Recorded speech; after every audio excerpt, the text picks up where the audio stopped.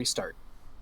I mostly am still pretty sure Dan was not here last time, as he has not saved anyone's life, and thus has no index cards in front of him. Were you not? Because you almost didn't show up, and then you were here at the last minute. Yeah, according to my notes, Dan was here. Yeah, he was here. Because visit to family took less time than expected. Yada yada yada. Okay, right. Yes, that was because it was. God, how many weeks ago was last session? 3. Okay, then yes, then yes, that makes sense. Mm-hmm. Yes, because I refused to run directly opposed to Awake. Yes. Yep. Yeah. This is a good choice. Yeah. And for the record, we always have more bullshit, but I don't think we have any pressing bullshit. It's true. Yeah. I appreciate the distinction. And we're not having session next week because of also bad things? Well, I suppose if you would like to play on Thursday, Izzy. That seems like it would be a lot. My understanding is I'm getting black bagged Thursday night. Oh, see, your first mistake was assuming that you have understanding. Yeah, there's a time things are happening, and you've already stated you assume that you know what it is. I know exactly 2 things that are happening and none of the rest, so I can claim total plausible deniability. You will be missed, but also enjoy your acapella shit. Thank you, I will. I expect a link Send to the us stream. recordings of it. Yeah, we're gonna be streaming on YouTube and Facebook, I think. Oh shit! Yeah, I'll let you know. Oh man, we are recording this, so hey, plug your shit. Oh god. Has the recording begun? We're already 2 minutes in. Because Wash God. said we're starting at 7:10. Yeah. Anybody have any shit to plug? I'm sorry. I will get us started after anybody plugs anything they want to. All right, fine. Like if you real like, YouTubers. fine. If you like local acapella, the Chicago acapella group Lakeshore Dynamics is doing a virtual concert on Facebook and other mediums May 17th at 8 p.m. There you go. Boom. Central Time. If you listen to this recording and you find out that Bit is your least favorite character and you want to see his player Dan enjoy even more misery, tune in next week on Wednesday for my Avatar: The Great War game. Also, happy Cinco de Mayo 2022. Thank you. Yeah, happy Cinco de Mayo. Oh yeah, happy Cinco. I would like to plug, if you would like to hear my voice for more than just this, and also hear a lot of other voices that are attached to cool local friends. I'm a part of a podcast called How I Spent My Allowance, which we read and then summarize and review D&D stories from the original book series. We're in the War of the Lance sagas right now. Ooh, topical with Kryn's return. Yeah, we did not know about that. We got done with the Dragonlance trilogy, and then we rolled into some of the short stories, and then Kryn, the reboot, dropped, and we were like, topical! We knew what we were doing the whole time. I hope nobody's surprised at how hype I am that they're releasing a war game to go with the campaign book, where you just drop into the war game sometimes. That sounds like exactly your jam. It's slightly less my jam than the Spelljammer release. That's exciting. Yeah. Yeah, that is very your jam.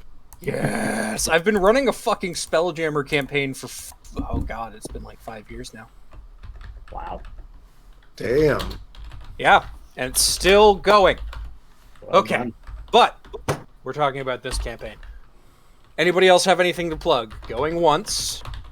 I buy too many Gundams. It's not really a thing, but I just do. Going 2 new types. But going thrice. Okay, who remembers what happened 3 weeks ago, or just a few minutes ago in-game? I do. For summary, we were called out on a mission. We heard that there was a bone horde, which was a very large threat to the Empire, and we board the ship the Wind Serpent. That's its public name. Family name was Firewind Serpent, won over winter with the Hand of 4 Kings. That was relevant. Fine Wind Serpent, very close. Fine Wind Serpent, damn it. One letter off. So anyway, as we hit the water, there are mines in the water, and the ship starts going down. So we have to decide who to save and how to save them. Some of us jump into the water and attempt to swim to shore. Others make a makeshift raft and get as many people out as possible. The captain and the first mate went down with the ship, I believe. But we got several sailors to shore.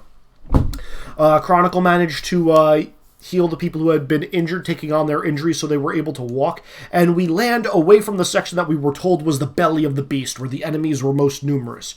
We make it to shore safely, and then we start running past enemies, smashing bones back into piles, and are eventually...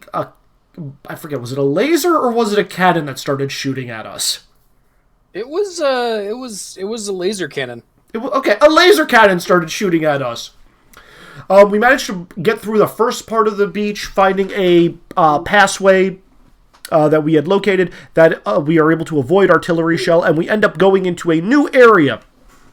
And as we enter this new area, there are even more bone piles, more laser cannons, and some big nasty threat, but we know that the...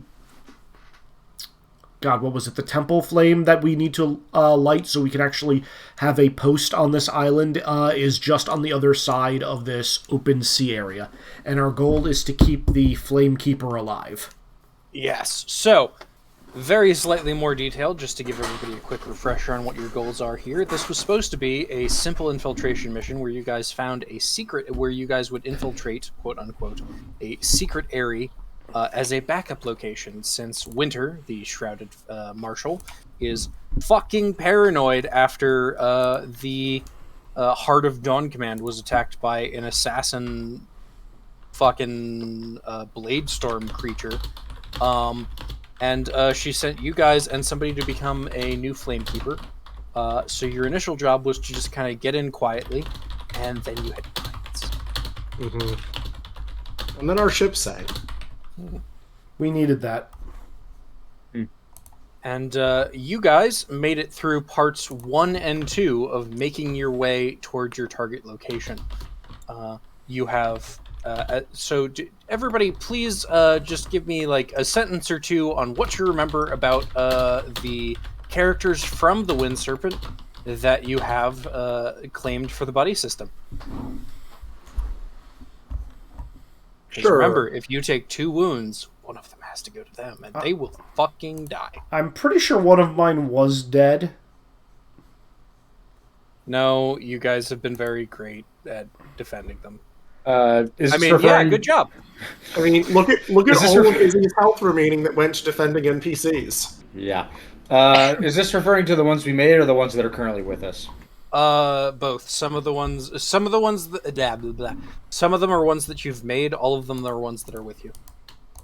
I meant like for each of us individually, like the ones that are currently next to our characters, for example. Yeah. Like go with the cards. Give me like a sentence on what you remember about each of the ones still next to you. Okay. Let's see.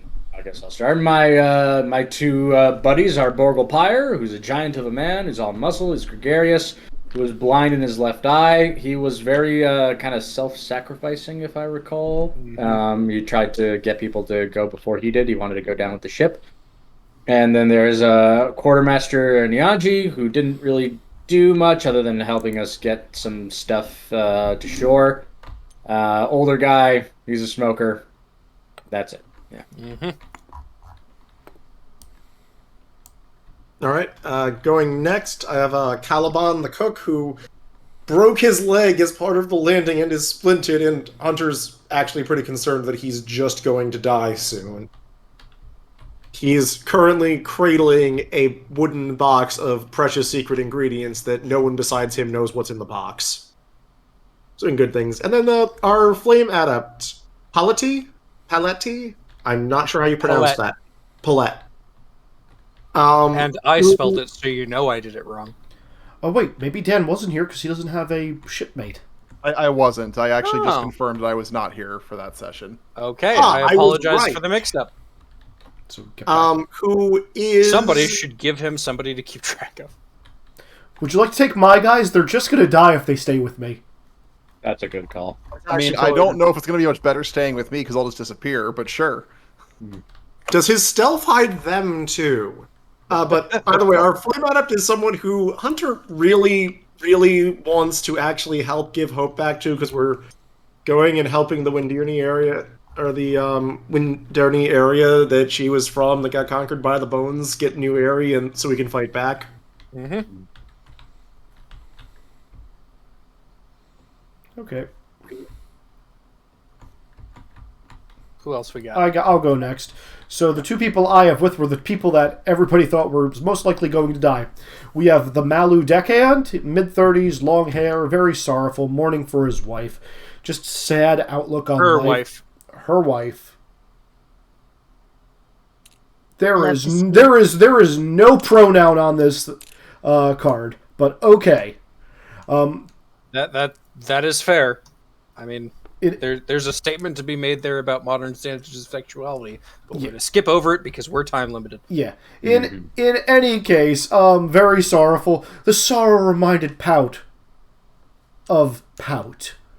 And so Pout's trying to help her work through this, along with a Pintus Sark, because that word requires two P's. Young and enthusiastic, born on the Wind Serpent, and despite all that enthusiasm, still in shock from what's going on. Very much reminds Pout of a young boy that was once in his charge from his past. Doesn't want either of these two to die, but we all know how that ends up going.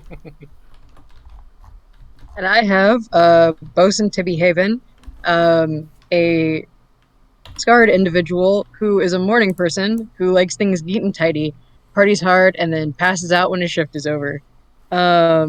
His mistress keeps a private cache of mangoes, which I assume we didn't take with us. No, he's very distraught about it. But Salamander saved him because he was so efficient with the whole morning person who likes things neat and tidy thing going on. And he saved Gribbles, the other crew member, who is a giant person with a red-pocked nose and one eye and an extra row of teeth, who speaks in grumbling non-sequiturs and does everything with a silent competence and is always behind you when you call for him. And he's friends with Gribbles because neither of them speak very much, and he's taught Gribbles some Horaton sign. So he just kind of like reflexively grabbed Gribbles and then picked a second crewmate. And just for those of you watching at home, I'm just going to hang a lantern on it. The original plan was to give all of these people a lot of character and depth, and I was trying to get through this entire mission in one session, and it didn't work. So, all of that stuff that was talked about earlier happened. Somebody give Dan a buddy to keep track of. They must be apportioned as evenly as possible. Dan, would you like the deckhand, or would you like the kid in shock? You could take your pick. The other one's probably dying. As a fair warning. I don't want the kid to die. All right. You were gonna have a rough Wednesday, buddy. Let me tell you. All right, a very quick primer for you because I went over this in more detail last time, Dan. The buddy system. When there are mortals in combat with phoenixes, they each generally have one health level. Whenever you take health levels of damage, you can decide whether to take it yourself or assign it to your buddy. If more than one health level of damage is done to you, you must assign at least one to yourself and at least one to the buddy before you have another chance to make a decision. So, defense matters if you want to keep your friends alive. I forgot, Wash. Can I ask a clarifying question, please? By all means, although we're about to dive back in. So that's why I'm asking. I have 3 brutal burning damage on myself. It's not going to fall over onto Mala, correct? No. Yeah, no. When you it specifically shows up when you take damage. So when you take the damage, you can decide, is Pout on fire or is she on fire? But I'm taking 2 wounds worth of damage if I have to. And before yes, because it is brutal. Yes. Can I kick Pout into a lake to make him less on fire? Well, What happens if I die and my buddy is still alive? Someone else takes your buddy, as evenly distributed as possible. So get ready to take mine, because I have 1 health level remaining, sir. Hey, Kicksmooze, guess what happened last time? The ship got hit a mine, and the players started this mission by having to choose who to rescue on the raft and who would just drown. Fun. Yay! I volunteered to drown. I was trying to find the gif of Gimli saying, "And they call it a mine, oh mine," but I couldn't. Fucking Discord. Okay, so as a quick recap, once again, I'm going to recap some of the mechanics and some of the story, just because there's somebody who didn't get to experience both last time. I introduced the last session the cumulative / long form skill check, where you can make one, in this particular case, grace, or depending on how you stunt it, physical, mental, what have you, spread per round in order to add cumulatively to a total in order to get through the current challenge. Dan, past totals for passing these checks involving getting through a major area of the islands towards your target goal have been 100 and 120. Okay. So you guys got through the first 2 of these, and we ended the last session on the following, which is not going to be exactly the same, but pretty close. You've reached the edge of the lighthouse. It is within sight. You can see it spiring directly ahead, decorating with gilded flames shining out over the ocean. This was one of the last refuges of the loyalists before evacuating, and it is a sturdy structure. Unfortunately, there is a wide stretch of open ground littered with craggy quays and destroyed equipment between you and the gates of your goal.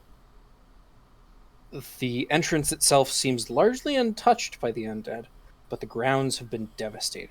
A large statue has been toppled and smashed. Phoenix banners have been torn or burnt. And as you can see, a large makeshift fire pit filled with the charred remnants of human bodies. The field is filled with bones, far more than you've dealt with elsewhere in the islands. Without any cover to speak of, you're going to have to force your way through the swarming dead. Okay. There are 8 levels of health levels of bones. You guys know what to do. We're starting at the top of the initiative order. Wash, is this the start of a new cycle? You know, the rulebook is nebulous on this fact, but it's been 3 weeks, so I'm going to say yes. Hey.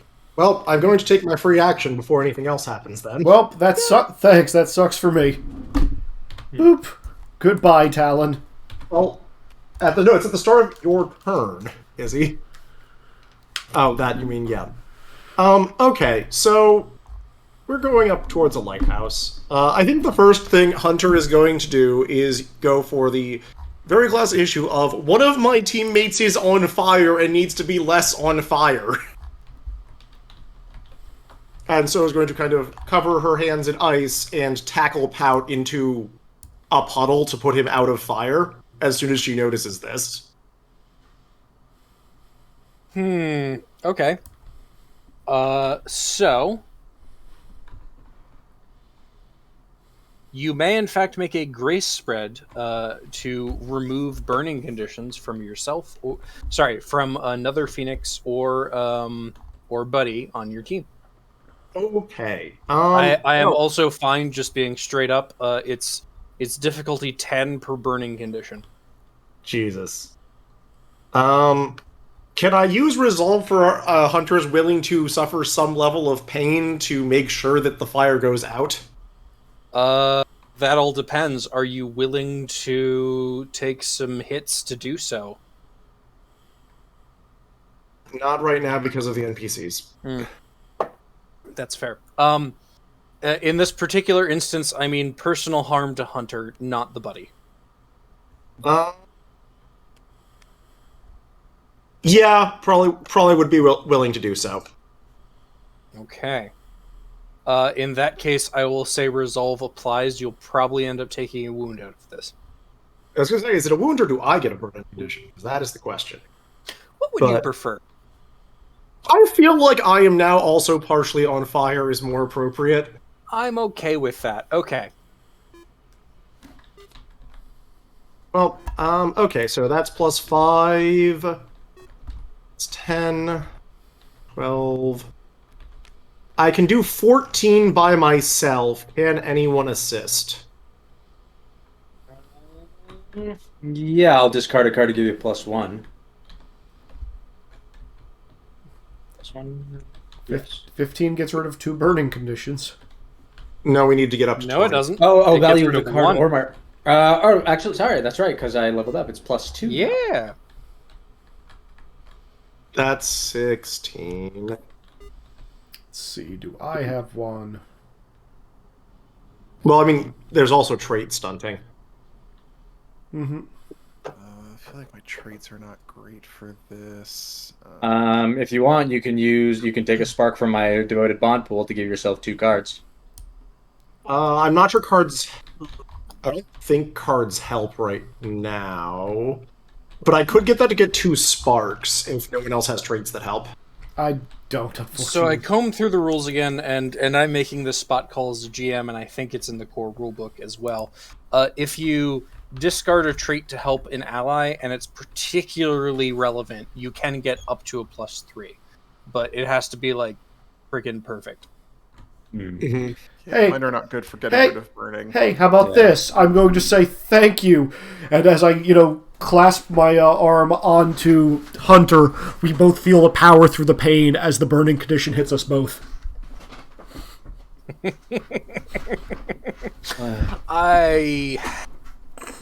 Yeah, that works. How much was that worth? This is very in character. I'm just gonna say that overrides the 3, because that card specifically is +1 plus the number of Izzy's wounds, so that's a 1, 2, 3, 4, 5. Oh, I thought it was only in a spread I made. I'm just gonna go ahead and call it as long as Nick's okay taking a burning condition out of all of this. I'm okay taking a burning condition out of all of this. Okay, here. So that's a 6. I have one of them, and we knock how many off Pout for that? So you get 6, 14. We're at 20. All right, 2 of them go away. 1 remains. Cool, I'm not going to die immediately. Aren't Right. you though? It's And then, sorry, because turns out there's a thing of bones ahead of us, right? yeah. You're taking your free turn before normal combat starts, correct? Correct. Okay. Yeah, after what's their defense? 4 with multiple 3s. And as part of the last action of the free turn, now partially on fire, but seeing, there's a bunch of enemies that need to be dealt with right now, and maybe I can put myself off fire before my next turn. Hunter's going to swing her talon down and fire a gigantic blast of ice that pierces through a lot of the bones. Okay. So I am using Frostbite as my combat style this time, Yeah. which is great because I still get to attack with Intellect or Grace. Guess what counts as a Grace card now? That Strength card. Strength. Strength. Oh, wait a minute. So this is attack spread the first, Mm-hmm. which is basically just I'm hitting them hard enough to regain a spark because that's how that works. But then, the bones were like, oh, that didn't do anything. And then there is a brief crack of thunder and the ice explodes all over them. Second attack is attack value 13. So what's okay? You said So second. I attack. made an attack that hit but did no damage. Okay. Oh, I see. For the purpose of building up my pool and regaining sparks. And then I'm making a second attack that is dealing attack value 13. Okay, so that will take out 3 health levels worth of bones. I'm also just imagining an explosion with trails of debris and fragmentation that just slow down almost as if it's a matrix shot, and slowly freezes as these projectiles reach the extent of their trajectories. Yep. All right. So that was free action. Now we are on first actual player action. Cool. Let's stop the clock.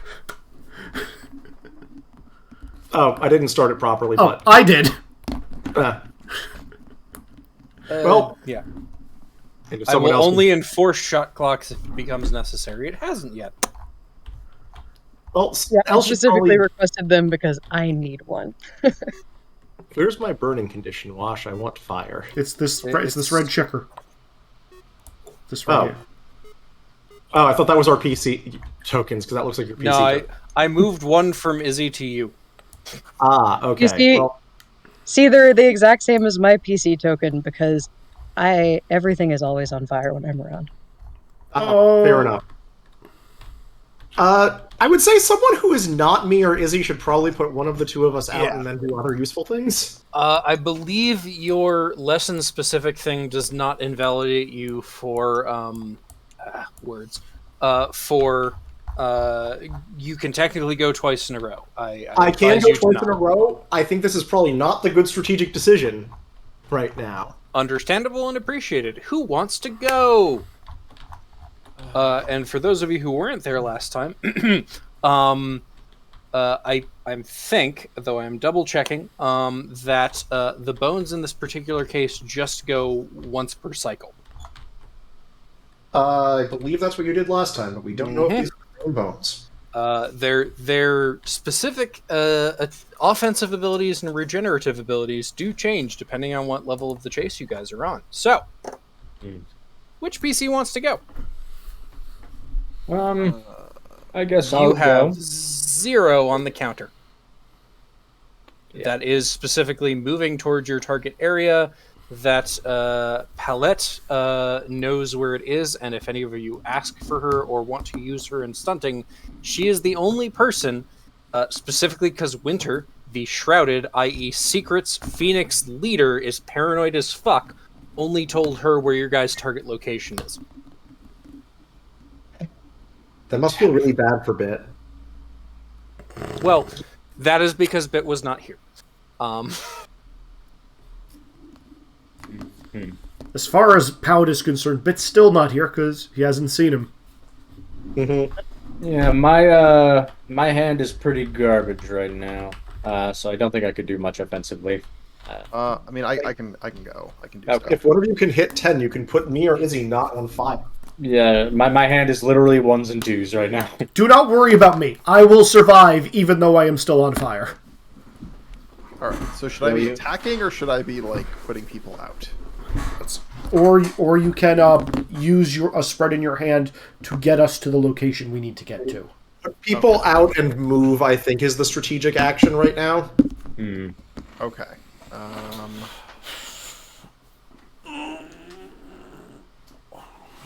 All right. That's a screenshot of starting right now. All right. Let's try this. All right. What do I have to get? What do I have to hit to get rid of burning from people? And Sorry, Wash. It's all good. Yeah. It's a grace check of 10 per burning condition. Grace check 10. Okay. And you cannot technically you can't perform it on yourself. You can perform it on other people. Okay. If you're set better for intellect, I can put somebody out. I mean, I can hit 10 and do a thing. I'm figuring out for the getting us forward. Am I able to use skill specialties for that? What's the specific approach? Basically, working with what's the name of the shrouded? It's just Bit. you. Just No, you. the the person that knows where we're going. That's a flamekeeper. Oh, yeah, no. So Oh. that's a mortal who is... So, sorry, again, Kexmoose, you weren't here last time. So, you guys have with you a perspective flamekeeper. This is the upgraded form of adept. So you guys can kind of teleport to flames and areas that are set up. You guys got a little bit more details on that last session.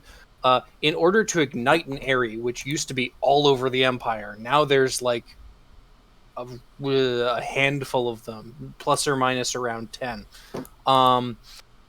A Flamekeeper has to tie their life force to the flame, which means if the Flamekeeper dies, the flame goes out. If the flame goes out, the Flamekeeper dies. If the Okay. Flamekeeper goes more than 3 or so miles away from the flame, they both go out.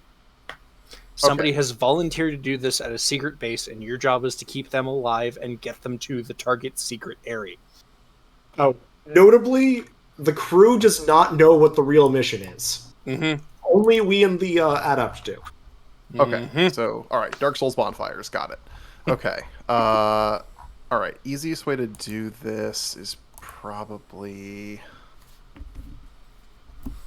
All right, so basically, what we'd be doing is using, kind of consulting with our little firekeeper, and basically getting her to give us enough of a direction that I can use kind of my observations of the area, that because I've probably been like sneaking around and scouting while we've been getting chased, and finding a more optimal route to kind of get people moving quicker. So I'd like to do that as an intellect spread towards the goal. So specifically, kind of being able to direct the group towards the secret goal. Yeah, well, yeah. Find a more Okay. optimal route in the direction that our person is indicating, even if she won't give us the exact location. I am okay with that. And also, once again, because you weren't here last time, you may make 1 skill spread per turn towards the group total, which is cumulative over every player adding to it, towards an unknown threshold. Okay. You may also attack bones, assist other players, try and do whatever you want to do. It's an RPG. We all know how this works. Got it. Okay, so what I'm going to do then is I'm going to use. Let's see here. Okay, here's what we're going to do. We're going to take a little bit of a risk here, but I get to draw a card, so hopefully that'll help with it. So I'm going to use this as a. Wait, can I do that as an attack? Oh, just any spread. Okay, good. All right, so we've got 7, 8, 9, 13 with the sparks, 18 with the skill specialty towards the group objective. Okay. And then because of cursed, I can burn a health level to get those 4 sparks back. And So- because I'm using Mysterious in a spread, I can draw a card. So I'm going to shuffle my deck real quick. Mm-hmm.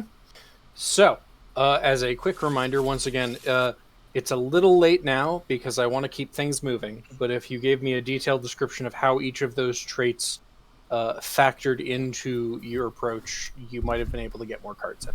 What was your total? Total was 18. 18. All right. And sadly, my top deck was not great. So but what I can do, I guess, is I will flip my Talon to become hidden, and then we're gonna throw down these 2 using the Grace as an intellect card. So since I'm hidden, I get 4 plus 2 plus 4, so I get 10 attacking the skeletons. Okay, 10.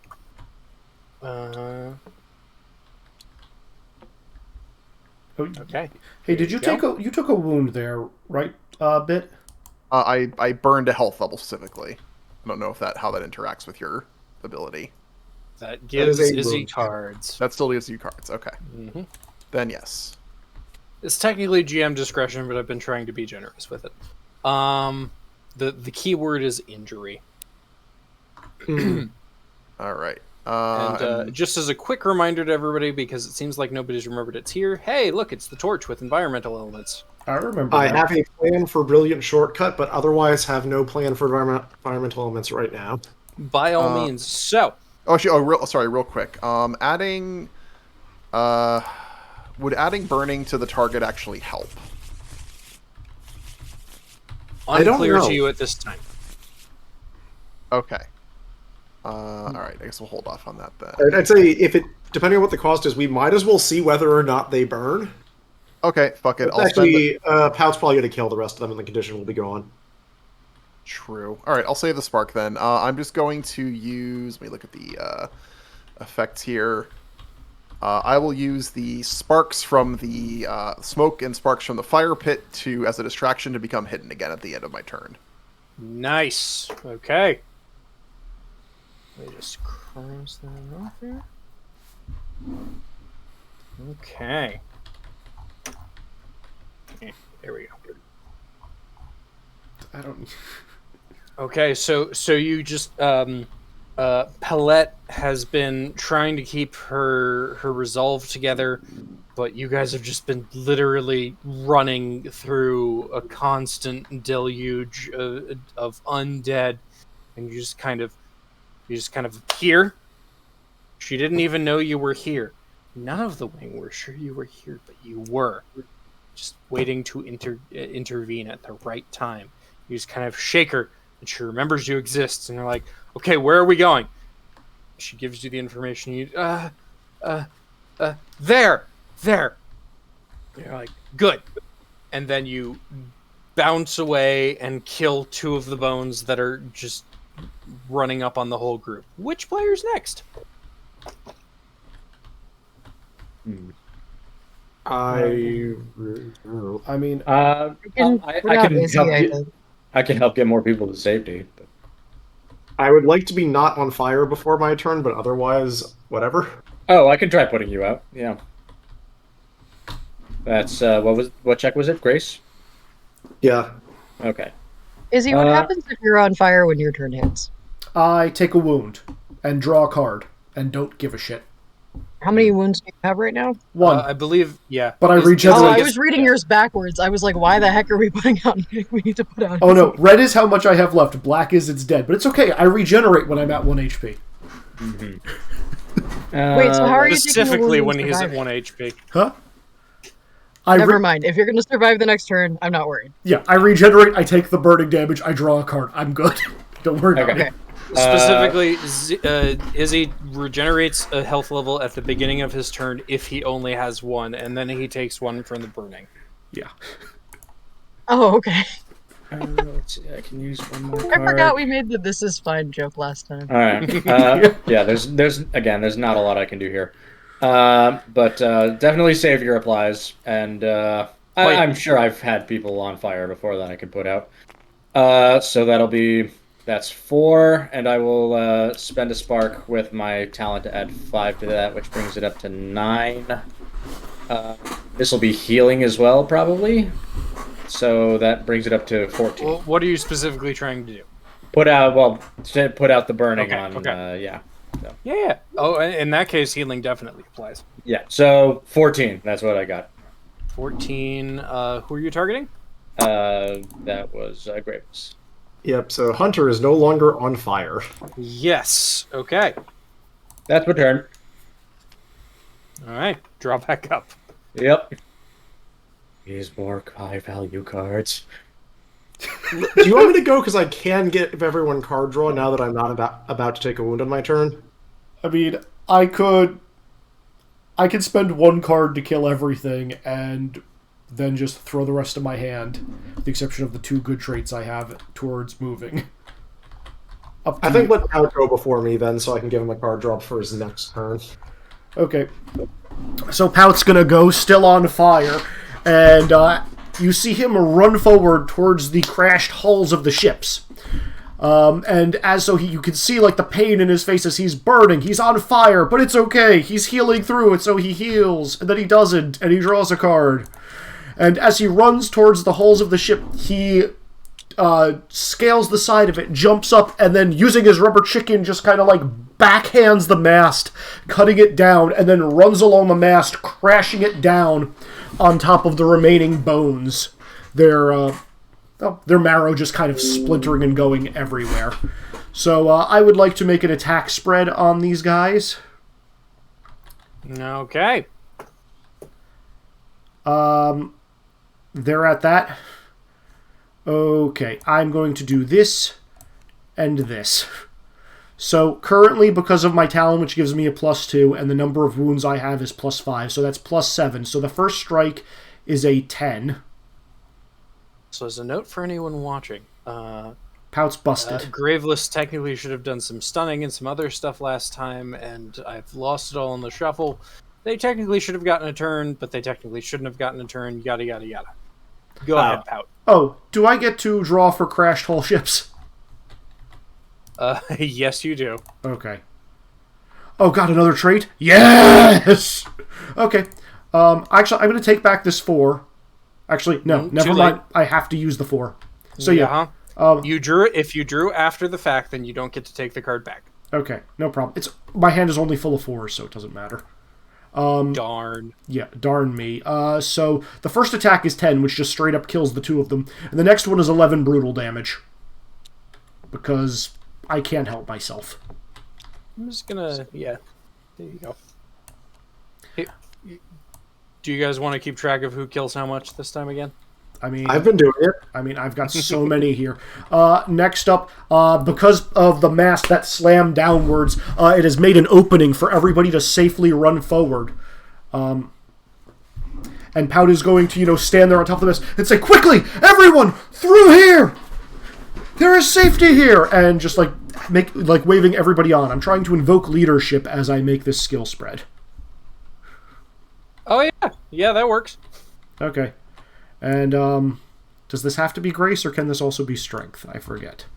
I'm okay with it being strength based on you literally making a hole into the breach and then gesturing your companions through it. Cool. There's strength 4, and I can have this grace card count as strength.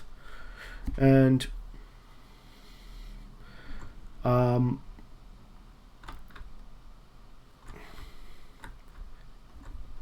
And yeah, Pout is just looking around angrily, hoping to see if another enemy is going to pad out. He's acting as the vanguard here. Can I throw Vengeful at this? The answer is no. That's okay.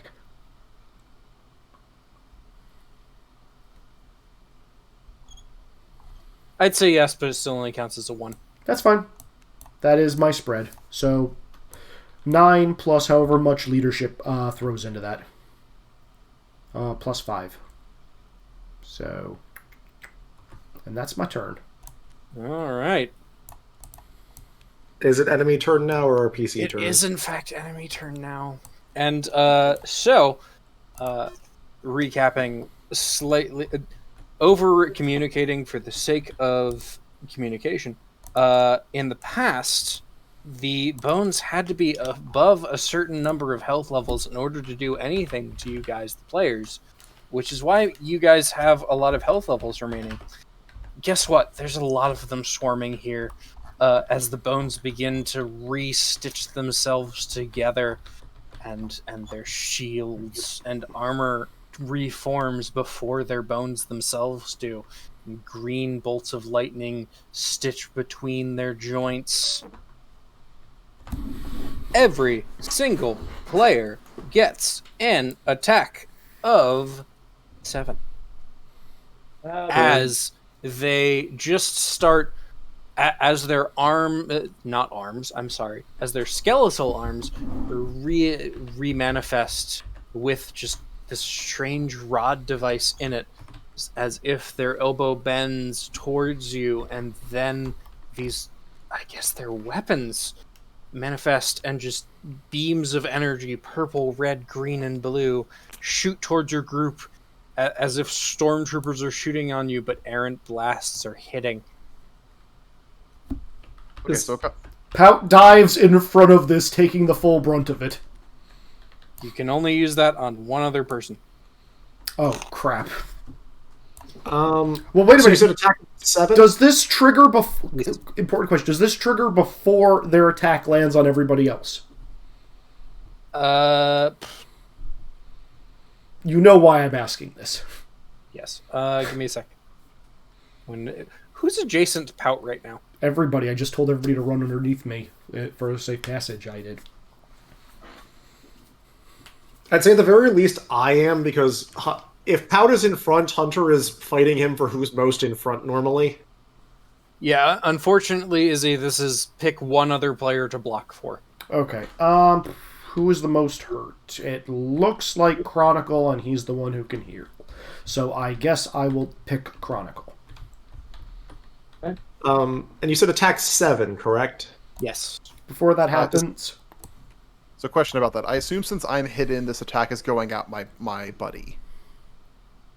It is. You can choose to defend. You can choose to take the hit for them if you, in fact, take a hit. I will defend. Does Okay. does anyone have a 2 in hand they'd like to get rid of? I do. Yeah. No, let me, because I need to make an attack spread on them anyway. Sure. Sure. Hunter has seen facing certain death with people she needs to protect in tow before, and Haunted, someone may discard a card and draw a new card to replace it, and I get to use that in my spread. You get to use the 2. And So I have defend 7 then, so I defend. okay. So Wash, as this attack is coming in, I'm trying to counterattack. Yeah. So the attack comes in. I am recklessly rushing forward, charging in. I'm seeing the bone pirate. My killer instincts are kicking in. I'm using an attack spread, so I get to draw a card on this. And then for the attack spread, which I can use as of 3 cards, here is, let's see, a 4, a 3, and a 5. So my hit happens before them. All damage I deal is brutal. Okay. Plus the killer instinct 1, because that's part of the spread. I am going to be extremely generous. Is your intent to die, Izzy? My intent is to die and take as much of them with me as possible. By the way, you do know this is a total of 20, right? Because of my talon and my wounds. I forgot about those. Yes, which means they should all be dead if they only have 4 defense. Since you are deciding to die for this outcome, I am going to say you nullify the attack on everyone. Thank you. Please describe how you take all of them out, and then tell me who you're attaching to, and distribute your buddies to the other players. Well, my buddy is going to Dan because it has to. Okay. I am charging forward, seeing this imminent attack, which I knew was coming, because we can't rest with the dread in hand. And as I saw the electricity kind of crackle and all those bone weapons, shields, and whatnot starting to form, Pout knew that he needed to stop them to protect everyone else, and charged forward, rubber chicken held high. And as he was skewered, he brought the rubber chicken down, and there was just an eruption of flames. And then in Chronicle's head, he hears, "What happened? We okay?" And, yeah, that's it. Okay. Now I can only talk if, Chronicle. Yes, you can also talk to Chronicle. And, okay. Please choose which trait from your deck, /discard/hand, but one trait you have access to, that is dominant, that if you use to assist Chronicle, makes you have double spark efficiency.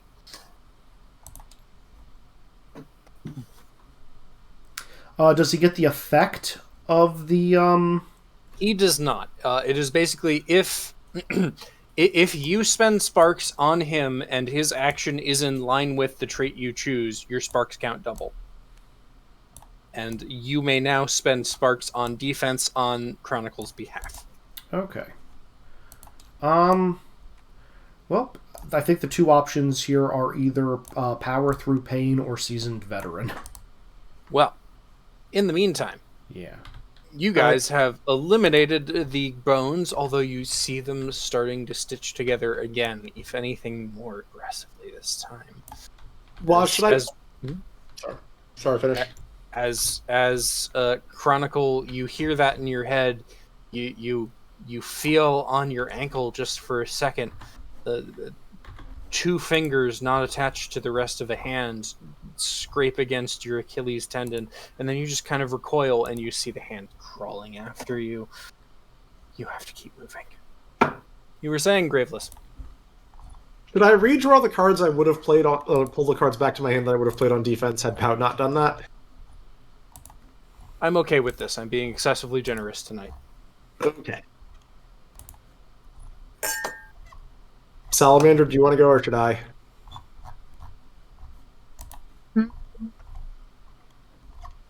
I was asking if you want turn or should I take turn because we are the only two options left before.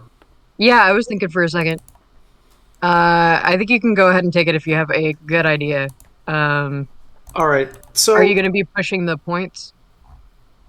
I'm going to be pushing the points as hard as I can this turn. Also, Okay, quick yeah, go reminder for for it. everyone's sanity to flip over your Othello token when you've taken your turn. You're dead now, just so that everybody can keep track of that. And by everybody, I mean me. Yep. Got it. So You already took your turn this round, I thought. Oh, I thought black. Okay. Oh, Yeah. okay. Black is not turn. Okay. Yeah. all right. Everyone's So- was white, so I decided to turn you two to black. Got it. Following Pout's sacrifice, Hunter's going to look out at the beach for a moment. So something's briefly going to cross her face for definitely not a very good thought. But she's going to rally and turn back to group.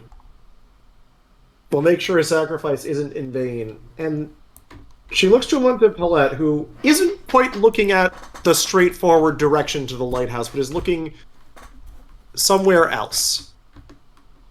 Somewhere off to the side and following the Indarity Flamekeeper's eyes, who clearly knows this area better than any of the rest of us.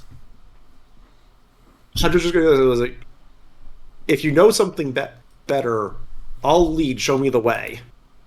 I'm going to be trying to move us using a brilliant shortcut that our flame adept knows about that the rest of us would have overlooked because none of us know this area.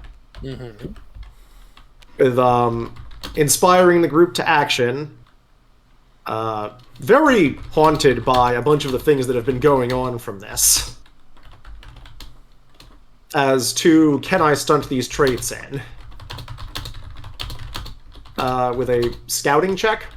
think. Inspiring definitely counts. Haunted, how does your haunted past specifically apply to this?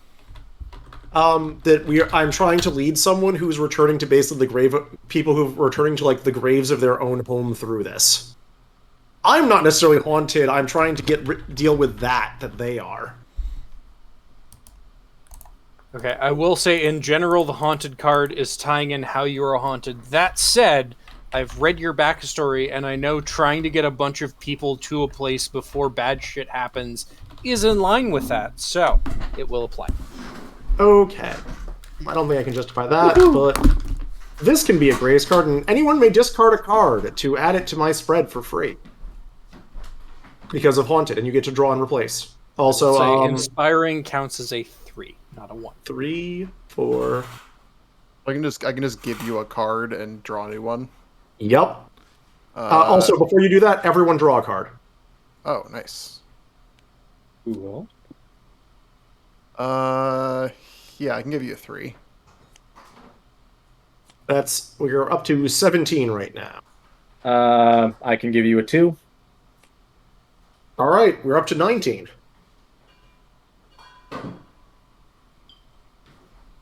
Going once, going twice, 19! And for using brilliant shortcut, you get a plus 15, which is now used up. Okay, and there are no targets for me to zap, right?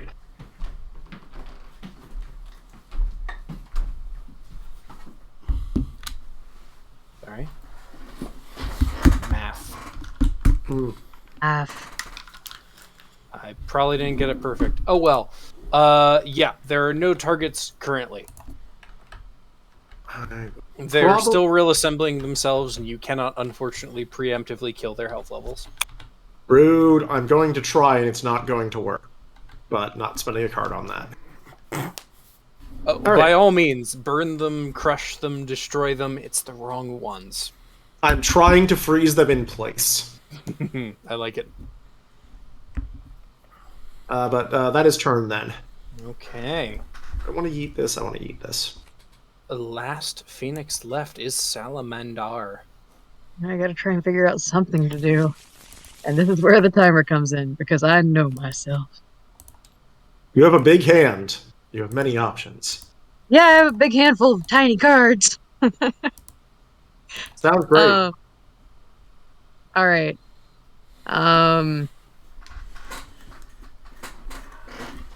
So we're headed towards like a shady path off towards the side.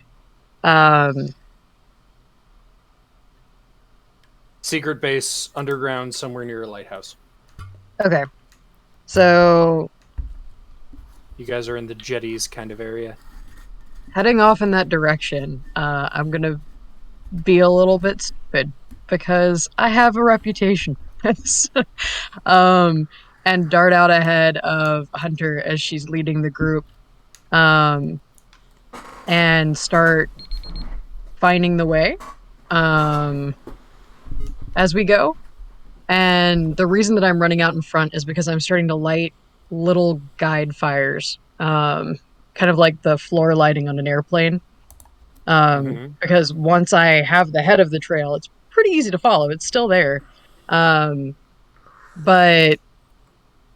I know how hard it can be to get an entire group of people through an unlit tunnel, and I would rather do that as quickly as humanly possible. So, with a recklessness that I've become known for, and with a need for the speed that I am kind of known for as well, I'm pushing out in front of the rest of the group, and then standard intellect cards for the intellect spread. And then the one card that I'm allowed to use is an intellect card. Mm-hmm. And I don't have enough to actually fill out the rest of the intellect hand. So I'm relying on being able to stunt those in and draw. I'm going to say the Thrill Seeker counts as a 3 specifically for this. And then I draw 2 cards because I get to use both of those in there? Yeah. Yeah, that's okay. Okay. No, come on. Shuffle. So it's a total of 11 plus. 11 plus... Sorry, whatever. that's 11 added to the cumulative total. Okay. Unless you were trying to get specialties in there, but... Well, I'm gonna... Let me take a look and see if any apply. Sure. I don't think that this is fiery enough for fire to count. This is like the tamest use of fire I've ever done in my life.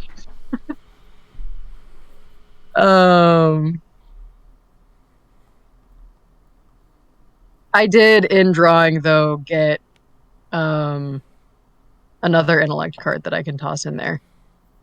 Oh, hey, you've accidentally already gone past the cap because you can have 3 normal cards plus however many traits you can justify. Oh, yeah. Wait, I thought it was... Oh, right. 3 for a Yeah. skill spread. Yeah. I'll toss it in and burn a spark. That is also only combat. Forgetting about that. I'll take it back. Stupid I'll comment. I'll keep my heavy hitting intellect card. Fine. Darn. Darn. Curse you, squire. Whatever will we do? I think that's the end of my turn. Okay. You literally put landing lights on the way to your guys' destination. Okay. They're gonna know where we are! Hopefully the bones can't see. Oh. There's enough of them that they're not going to have trouble finding us. On that note,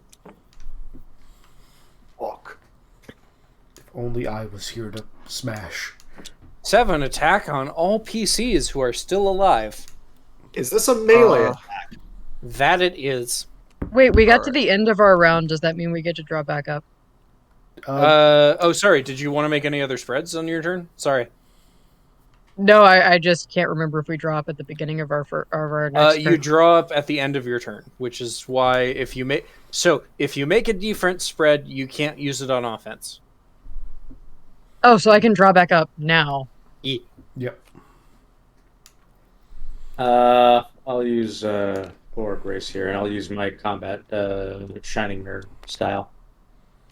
Ziggy, I will- do you want to block more? Because I can help. No, I'll be okay. This is fine. Is there an attack coming at each of my people or just one of them? One attack going at each Phoenix. In your particular case, Dan, it is one attack going at your group. Okay. If you want to defend against it, you can drop out of hidden. Okay. I think we're gonna go ahead and do that. Okay. And then I will discard Sneaky to become hidden. Nice. Can I No, sorry, I have to do that during my turn, so I guess I have to wait till the start of my next turn to do that. can I talk to Chronicle? Yeah. In his head as he's defending, like You can talk to Chronicle whenever you want. If it's verbal, confine it to. If it would distract from game, please confine it to Discord. If it's during his turn, yada yada yada. I was going to try making a point, but I guess I can wait till Ziggy's turn to say it. Okay. You don't trust me, Ziggy? Considering your character is built on being suicidal, no. Well, I need to change that perception, and I will, with this impassioned thought. Sure. So Bit, you went first. How are you defending your buddies that you've inherited from Pout? So basically, I'm gonna say one of the skeletons has decided to swing a bony, scary-looking weapon at the shell-shocked apprentice Sark, and basically his orb is going to come flying out of the shadows and knock the weapon off course and have it slam harmlessly into the ground. Nice. I like it. And that, like, I think you shatter one of that Bones' arm, and while it's slowly reconstituting, it starts wandering off after its weapon, trying to pick it up with its other arm. I like it. All right, Chronicle. I'm just gonna go clockwise around the table. Yeah, I'm going to be playing Mirror Force, and just basically just make a reflection to attack. Defending 4. It looks like. Yes, defending 4. Okay. Do you want me to throw 3 at that, Ziggy? No, I have to take at least a little damage for a Shining Mirror to go off. Okay. Okay. Blocking a little over half of it. 3 are still coming your way. There's 1 total injury that either you can take or you can assign to a buddy. Oh no, I'm using Shining Mirror, so yes, the assailant... you take 1 injury. Yes, I do. Yes. No, I'll take it on me. Okay. And they will take 2 points of brutal damage. A sword smashes into you, and as it sticks into your abdomen, it sticks out of the abdomen of the Bones that stabbed you. It just falls over, and as its sword slides out of both of you, and it falls over into dust, and another one starts reassembling. Okay, Graveless. So as the Bones get up and charge, Hunter is just going to kind of look at them and go, so very slow. Step, swing her talon, crush a Bones, and other ones coming in, step off to the side, swing about, blast its arm off, though it's still standing. I defend and counterattack with 7 damage. Solid. Okay. One thing that's relevant to the rest of you, boy, is Hunter's talent glowing with, like, blue flames more and more as this goes on, and it's probably starting to become visible.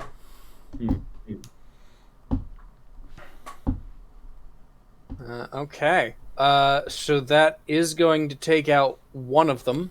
Wrong I want my pile. trophy. Wrong pile. Here you go. How many do you And my pile's right next to me. And Salamander, your incoming attack is now 5. Weird. Ooh, that's really nice. We get to design our talon, right? Yeah. I never did that. So I would like to describe mine briefly. As you note, it is meant to be a tool that you can use to channel your lessons, and you will always have access to it. You guys can't generally keep loot, so have fun. No, I know exactly what this is going to be. Cool. Has anyone ever seen the Markiplier home self-defense video about the tactical shovel? Yes. No. Yes, because of It's you, yes. Link it to me so I can give it to my wife. Moving on. I will. My talon is a tactical shovel. Beautiful. So just to clarify, you're the TF2 soldier. I am. Pretty much, yeah. Yeah. Except I'm probably a little bit more angry about logistics than he is. So as the damage comes in, I swing up the back of the blade of the shovel and catch the incoming damage on the back of the blade. Most of it. I'm still defending for about 4.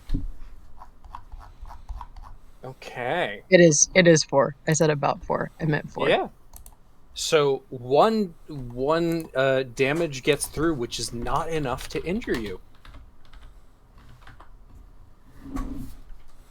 So you take no damage. You get like like a normal human would get like nicked or bruised or scratched up, but you're a phoenix. You're stronger than that. You manage to you get a little bumped up, but you don't take any actual functional injuries. Fantastic. Okay. New round. Everybody who's alive, who wants to go next? Oh, suddenly, since I'm dead, I don't count anymore? Yes. Oh. That's how that works. It kind of wants to go. Go for it. All Do right. it. Have an idea. So I want to. All right. So Wash. I want to do another intellect spread for helping towards the objective. What I'm thinking is, tell me if this is too crazy. So It is grace base. You do have to pitch it to me for it to be intellect. yes. So what I'm thinking is, I see the shattered statues on the light on the environmental effects. So I'm thinking, what if something about those statue remains sparks a memory of a book or some piece of lore that Bit read when he was training to be a shrouded, and somehow, some way, he actually knows this area a lot better than he thought. So he's able to quickly navigate the group to a safer location, kind of along the route that they're taking.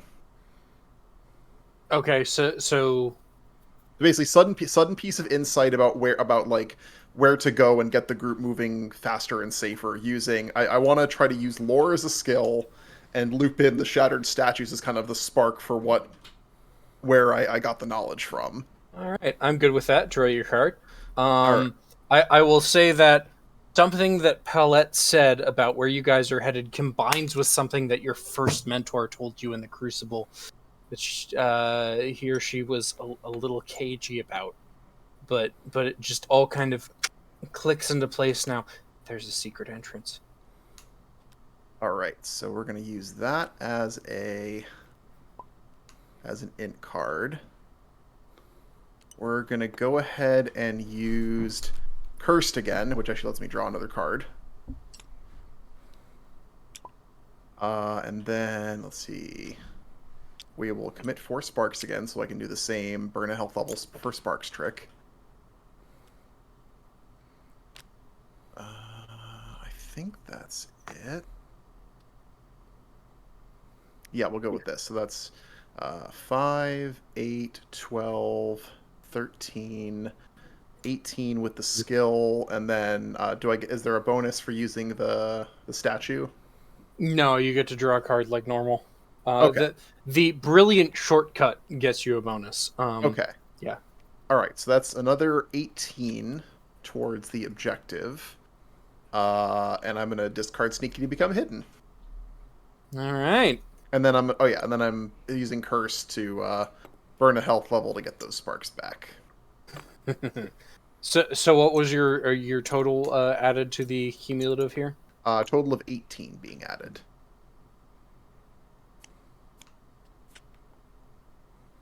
Okay.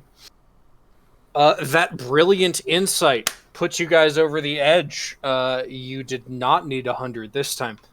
You guys kind of you Everybody's running in a direction. Pallet's eyes, who's the only person who knows concretely where you guys are going, are kind of darting back and forth. Panic is overtaking her a little bit, and then you just have this flash, and you go, no, there! And you guys run full tilt towards a boulder in the middle of nowhere. It's unremarkable in no other way, but your mentor somehow imparted you a vision. And you guys just, one by one, drop down through this obscured hole in the ground, and you all do some Avengers-ass three-point landings. As you have made it to the end of the gauntlet.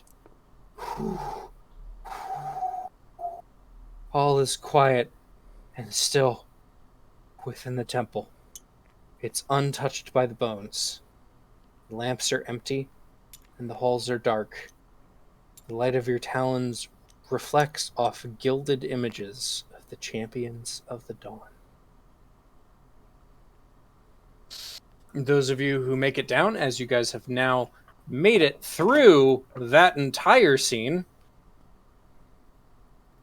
it seems like the bones above you can kind of hear them clicking and clacking around like the spooky, scary skeletons they are, but they can't seem to find the entrance. There's some type of ward or defense or something that they just can't perceive. There's a passageway in front of you. You guys all have a chance to catch your breath. One or two of your buddies, as you guys jump through, may have gotten scuffed up or perhaps injured jumping down into a hole in the ground. But you take a few minutes and gather yourselves. Dark passage ahead, and you've found a place of refuge. You did it, Chronicle. You kept them alive. You need to keep doing that. The only way we succeed is if everybody comes through this. After all, I've decided that after my body failed, I'd fuse my life force with yours. We're greater than the sum of our parts. We're no longer just Pout and Chronicle. We're Kraut. And as everybody knows, Kraut is a type of cabbage. And that's exactly what we need to be to get ahead in every situation.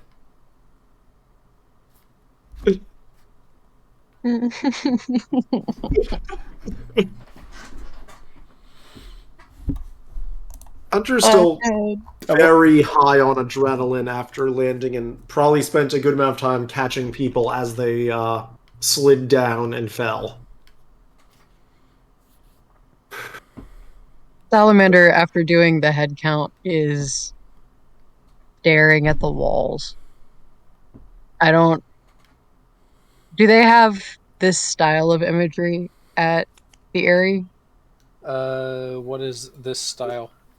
Well, you said that there's a whole bunch of gilded images and such. Is it So like this back there? it's like frescoes kind of carved into the wall. Have I run into much of this since I came back? Since you came back, some of it at the Grand Eyrie, but not a ton outside of that. And I guess in the area at the Capitol, but that was treated more like a museum exhibit than like a piece of art. That doesn't make sense what I just said, but anyway. Well, I'm gonna go stare at it Okay. because it's still pretty new to me. You see kind of images of what looks like, you can intuit they have a Dawn Command symbol on their person, just kind of standing on top of a mountain, reaching forward as if they are bringing light with sunbeams stretching out of them towards other people who are kind of recoiling from that light. Although, as you look longer and closer, there's some corpses in that mountain. Wait, they're on. Oh. It's mostly made of rock, but there's one or two bodies in it. Hunter's going to give a brief prayer of thanks and memory to the dead that are now protecting them. I'm Wait, not we're sure not if I on should make a spread for that. If I should, let me know. We're not on a mountain though. No. This is a fresco of phoenixes on top of a mountain displaying light and conquering their enemies. This is a piece Yeah, of so art. I don't think that these are the dead from here. No, but our ancestors as phoenixes built this place, and now it's a refuge.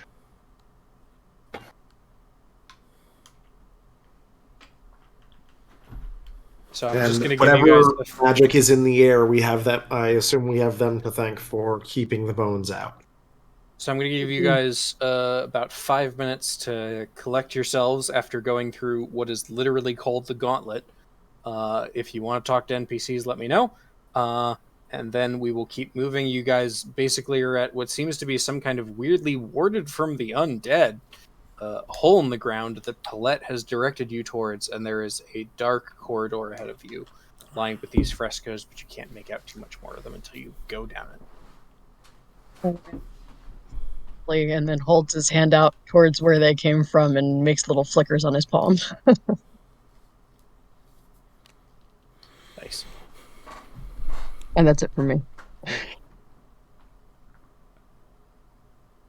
Gonna check in with everyone we brought with us and see how they're doing. I'm gonna dust off Apprentice Sark after they tumbled down the hole. And notably, at one point, just whisper to Palette, "Okay, I'm assuming our target is further in." Yeah. Oh, are you kidding? We're just getting started. And Sark's and Sarga's yeah, doing okay. I've heard a lot about dirt. It's different than I expected.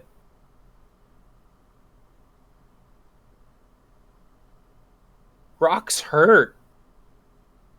People talk about them like they're cool, but they hurt. He needs to remember to roll after he hits a rock. Have you never been on land before?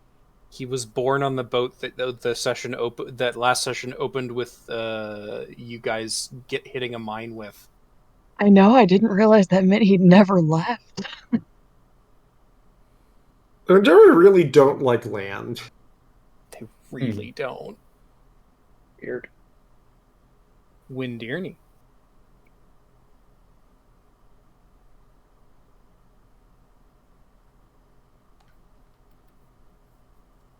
Okay. What's Chronicle up to? That's a good question. I imagine he's seeing to the wounded if there are any. Like I said, the buddies are a little scuffed up, and all the players have whatever wounds are available to you. But yeah, if everybody wants to give Chronicle a very quick rundown of how they're looking. Hunter and her buddies are untouched. Please remember that one wound is enough to kill a normal human thoroughly. Right. Bit looks fine on the outside because he's mostly been burning his own. He's been burning himself for damage, but basically his random parts of his body look kind of like scorched and burned, and it looks like he's been kind of coughing up blood when no one's looking. Oh, that's fun. Salamander has a very large piece of shrapnel sticking out of the left side of his chest, but it looks like he would only be dead one time. Okay. It just hit a lung, not also the heart. That sounds the worst. Or he's if you look at him with concern, he just signs, "I don't have to breathe." If it makes you feel any better, Chronicle, you don't have to worry about my body. I am aware of that. I would rather deal with those that can still be saved. As you should. They need to be saved. Don't let anyone die. You can't fail. Take my energy. Use it. Preserve them. For we are Kraut. Hey, Vegeta. You're just gonna turn him sour very fast, Izzy. Yeah. Let's. I'm gonna do my best to patch people up from what way I can. So that's, Wash, can I ask a stupid question about being an attendant spirit? It's too late. Go ahead. Thanks. So I can use my sparks in place of Ziggy using his sparks. Can I You just can use them in addition as well. Yeah. Can I just refill his spark pool? No. Okay. So with healing as part of the skill spread, do I want to spend this? So Ziggy, I'm gonna say that if you would like to use lessons to take other players' wounds onto yourself, that is fine. No, I'm not. I'm yeah. just trying to do some some field medic here. Yeah. On a meta level, all of your guys' buddy system NPCs are, like I said, banged up, but okay at this point. You guys have taken the hits for them. I'll let you do one skill spread to cycle cards if you want and kind of improve morale. While he is being team medic, Hunter is going to ask a question to Salamander a bit of, alright, so how do the bones know magic? Try and figure that out. Because I'm pretty sure whatever that like channeling light thing was magic.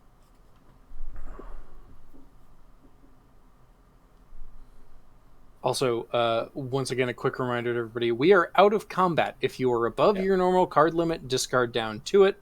If you are under your card limit, draw back up to it. So that's a 15 to patch people up. Okay, yeah. You kind of go around, check on everybody. Let's see. Pellet's fine. She's determined. The cook's okay. He's eaten worse shit than this, as he would say.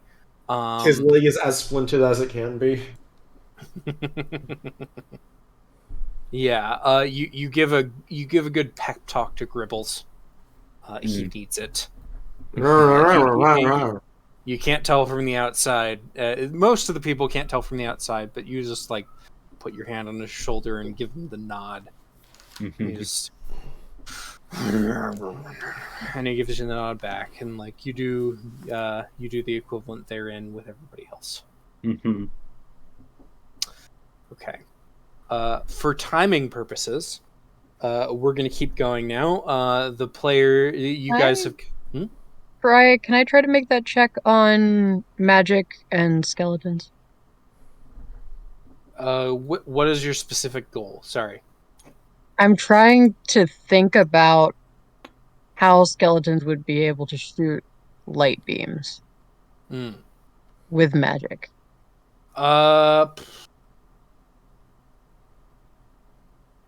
Because we didn't expect them to be shooting lasers, and here we are. That is very accurate. I will say if you want, you can make one intellect spread towards that. If you want to throw in traits, I will tell you whether or not they apply. I will not tell you why they don't if they don't. And I will say that one of the arcane or destruction applies. This is me attempting to throw you a bone while not giving away everything. Does also lore apply? So, because lore is an additional thing. It's over here on my talent. Oh, yeah. Against my better judgment, yes. All right. Building a spread. So a part of the base spread, unless you let me stunt it, because I have no idea what's relevant and what's not, is supernatural senses, because I was there when the lasers got shot. One almost hit me, and then Pout dealt with it. So I assume that I may have surmised something about their nature. Supernatural senses does not help you here. Oh, then I'll put it in the base spread. Okay. Wash. Can Hunter be going over like weird songs and theories and just like spitballing completely out there ideas because she is a bard and not a scholar? What card are you throwing in to assist? Disturbing insights for something that this causes a salamander to realize. Oh yeah, that works.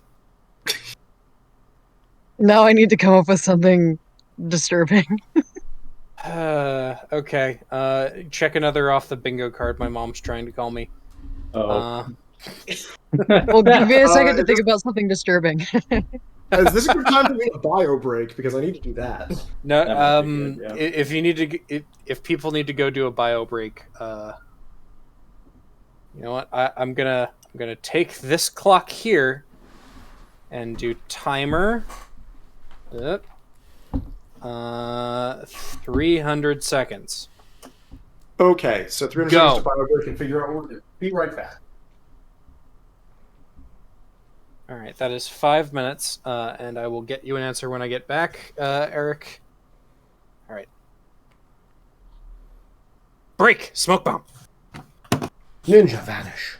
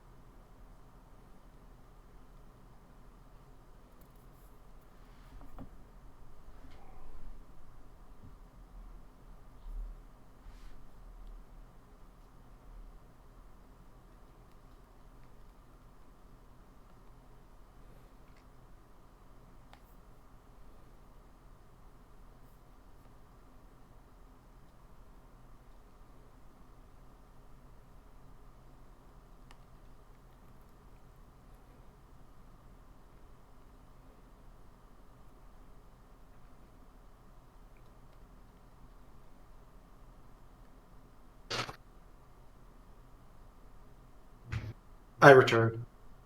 Good. So does the what I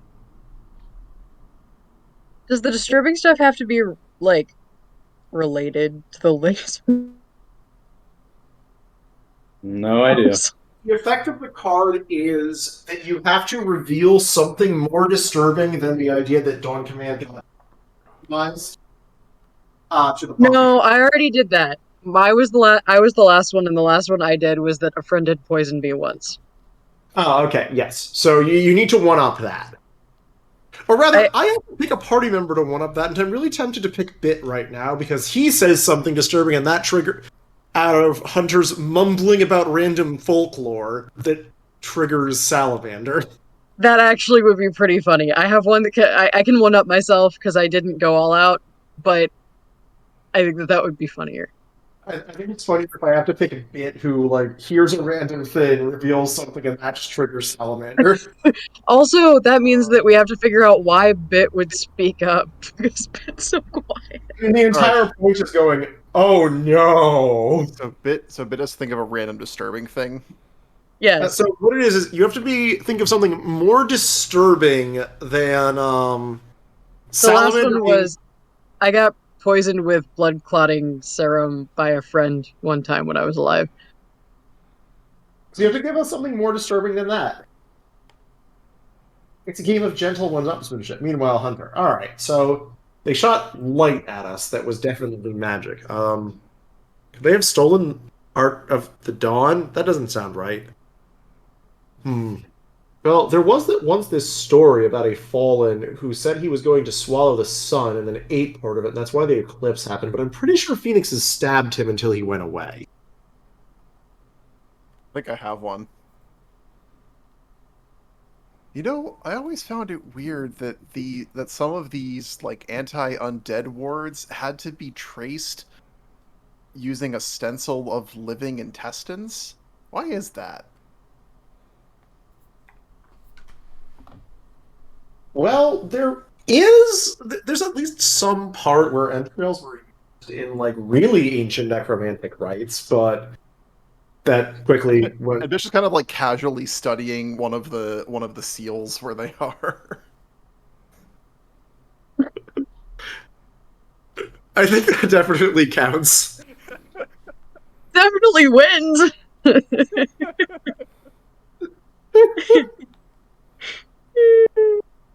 Because we're just idly musing about really disturbing things in front of the rest of the party, and we're doing it in Pyrean, so only the other party members can understand us. But I only hear if Ziggy hears. Mm-hmm. So it's a question I of mean, just I- I mean, I am here. I don't think I couldn't hear it. I mean, Bitch is kind of like absently just kind of saying this. He's not trying to hide it from anyone. I just love that you left us alone for 5 minutes and we've become the creepiest shitbirds. I mean, yeah, of course we are Team Omen after all. we are Team Omen. Chronicle hears in his head. I was there when they first started doing that. Oh, Really? those What was that like? terrible. All those innocents.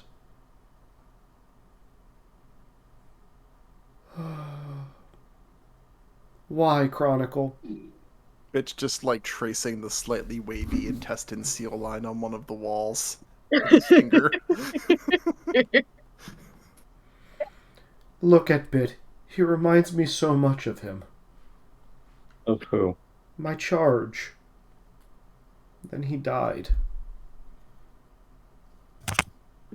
In the Well, prime, I'm slightly late for my own alarm. Okay. the prime of his life, when he was but Alright. a teenager. Okay. So, Wash, we know what the disturbing insight that triggers Salamander is. Oh no, what is it? Bit. I was just so Bit was just kind of examining some of these like anti-undead seals in the place that we fell into, Mm-hmm. and he was looking and he's just kind of like, I always wondered why they had to use live human intestines to trace some of these seals. It's really strange. Oh. Isn't it nasty? To which, because we had a dialogue, Hunter responded, well, Cass, I mean, explain originally, a lot of early necromancy used animal entrails, but it got phased out when we realized it didn't actually do anything. Okay. So, I am back. Is everybody back from the bio break? It sounds like you are. Mhm. Okay. So, forcibly moving the clock forward because we have limited time tonight. I'm just going to say you guys have kind of collected yourselves. You've checked. Everybody's doing okay. You know better than to linger, regardless of the fact that the undead don't seem to know exactly where you are, directly under their swarming anthills. You follow the catacombs deep below the lighthouse, and soon you come to a massive door. At least, you assume it's a door. It's a wide disc of gleaming white stone, seamlessly integrated with the gray floor of the catacombs. You see... Oh boy. Ah, shit. I skipped forward. Anyway, I'm going to finish this text. You see the faint markings where the door could open, but no sign of hinges. Candles and offerings are spread around the edges of the disc. Sorry, Eric, what was that 16 for? It was for trying to figure out why the bones can shoot lasers. Okay, 16. 16. Did you count my 3 in that, Eric? I did not. It is a 19. And then I will burn a spike to make it a 20. A Okay, spark. with a 20. With a 20. And given your background, which I'm going to add in, this is weird. It seems wholly novel and strange and new, like most of the things in this world to you, Salamander. But then, wait, you've heard that the architects and the speakers of the dead argue over specifics of beams of light, and the speakers of the dead are the ones that are always sorry, not of the dead. What am I saying? This isn't Ender's Game. The speakers kind of are always trying to shoo the architects away from fucking with them because it will be dangerous. And that seems to strike a chord with you. This, without giving too many specifics away, that type of thing is generally associated with the old kingdoms. The old kingdoms? Mm-hmm. Like old, like where we get our technology from old? E. Oh, I have Li- a new goal. like that stuff your society uses but doesn't know how it works. Yeah. Um, Are we boxing a laser skeleton? yes. So, Salamander's gonna be sitting there thinking and thinking while Bit is going on about stenciling using living intestines and then slam his hand against the wall and go, wait, that technology is so old, it is older than Coriton. That is technology that we don't know how to use, and the bones know how to use it. We need that. How old is Coriton? Very old. Unclear. There is no so Coriton doesn't have a codified date system that has a clarified beginning. There's no 0, if that makes sense. Wait. Very confused for Hunter. What? Sorry, you don't have. So Eric, you're given your background. There's no year 0. There's like zeros of like from this point forward, we will need to deal with this problem, or we will need to resupply this, or we will need to send another expedition by this time. But there's no like year 0. Okay, he's gonna There's like a think. billion zeros. It's really annoying. You're great at coordinating them. Yeah, he's gonna think really, really hard and try and think back a few zeros. By guessing, do I think that this is before? This is from before or after Pout died? Unclear, given your background. If you had to take a guess before. I'm old as dirt. I'm but gonna I'm not narrow that my old. eyes and go, probably older than Pout. So probably older than your empire. Pout's ancient. I'm not ancient. Tell them I'm not ancient, Chronicle. Out says he's not ancient, though I'm disinclined to agree. Hey! I've got really modern jokes. What did the Coriton say to the sea witch that lived on the cliffs? You know no one can hear you, yes? You can hear me. Also, as a I quick can hear you. reminder, you can use Chronicle's mouth if he gives you permission. I do not. There was never a question that he would not give me permission. I know. I'm just making sure. Do you want to know the punchline? Go ahead. Look out below. What was the joke again? Crowds were so much easier a few hundred years ago. Well, because I'm not Out, a you're an old man. You can't hear this! Sorry. Yeah. Fair enough. So, You just heard it's not actually defined in the rules whether you can respond mentally or whether you have to say stuff out loud. Oh, I will leave that up to you I guys. assumed I was saying stuff out loud. So. Oh. Okay, excellent. I like that better, honestly. Yeah. That's so much more fun. Okay, so I have no idea what that is, but we want to grab one of the laser skeletons now. Yes.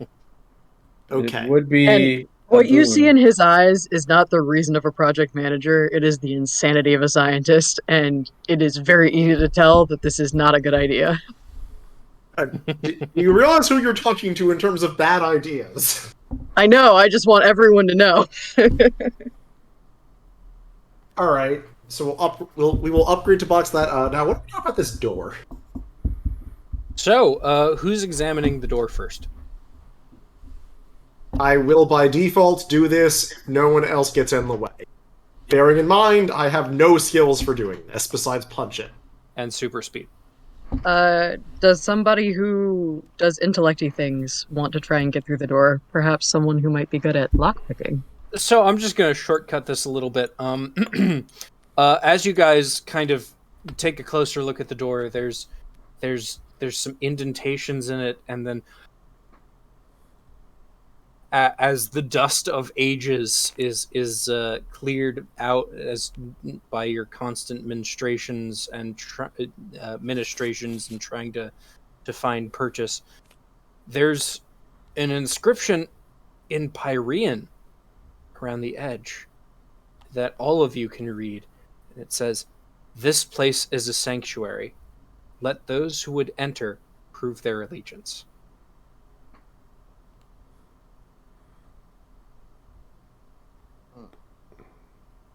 Well, Their allegiance, you say? that sounds friendly and welcoming. It does. Let us enter. I'm Yeah. going to display pick up the mark of the forceful from my talon, display that along with Dawn Command.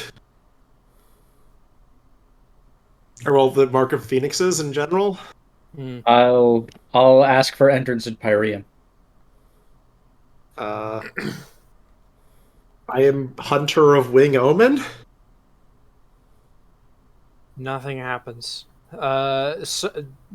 Some of your buddies. In fact, the first one to pop up is Gribbles, and then Tibby will be like, "What are you guys saying? What is that? Is that writing?"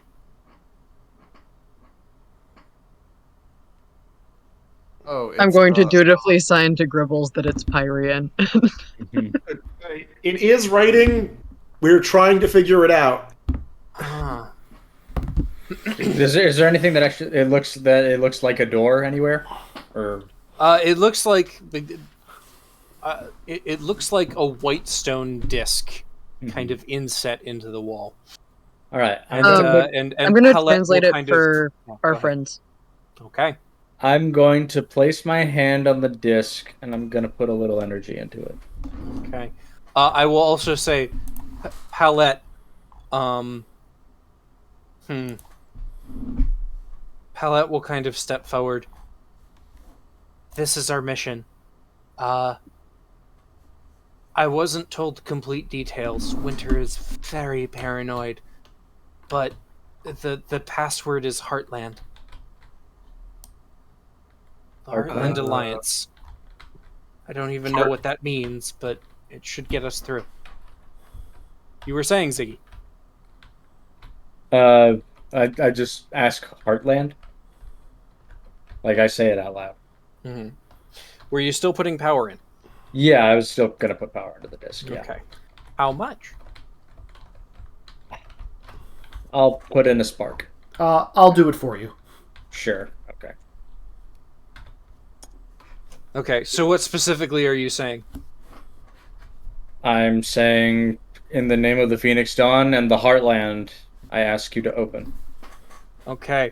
When you say Heartland, there's kind of an echo to your voice that you didn't intend.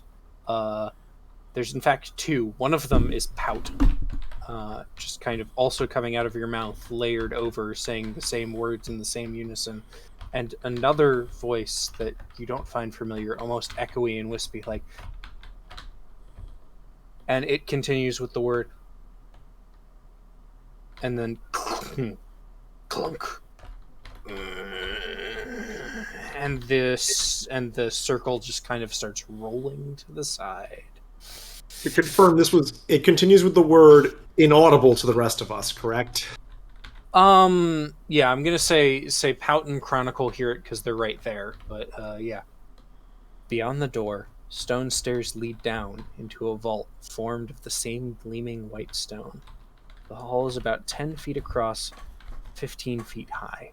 Embedded crystal spheres illuminate the crypt with a pale white light. All in all, the hall is about 60 feet long, 15 feet in. All in all, the hall is about 60 feet long, 15 feet in, the wall widens. To either side, alcoves sit with busts of Phoenix champions and emperors. Further in, the walls are covered with dozens of smaller alcoves. Each holds a small stone box marked with the name and insignia of the school.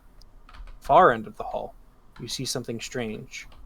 A large hole in the wall, cracked and crumbled, as if somebody used explosives or a pick to blast into the ancient chamber.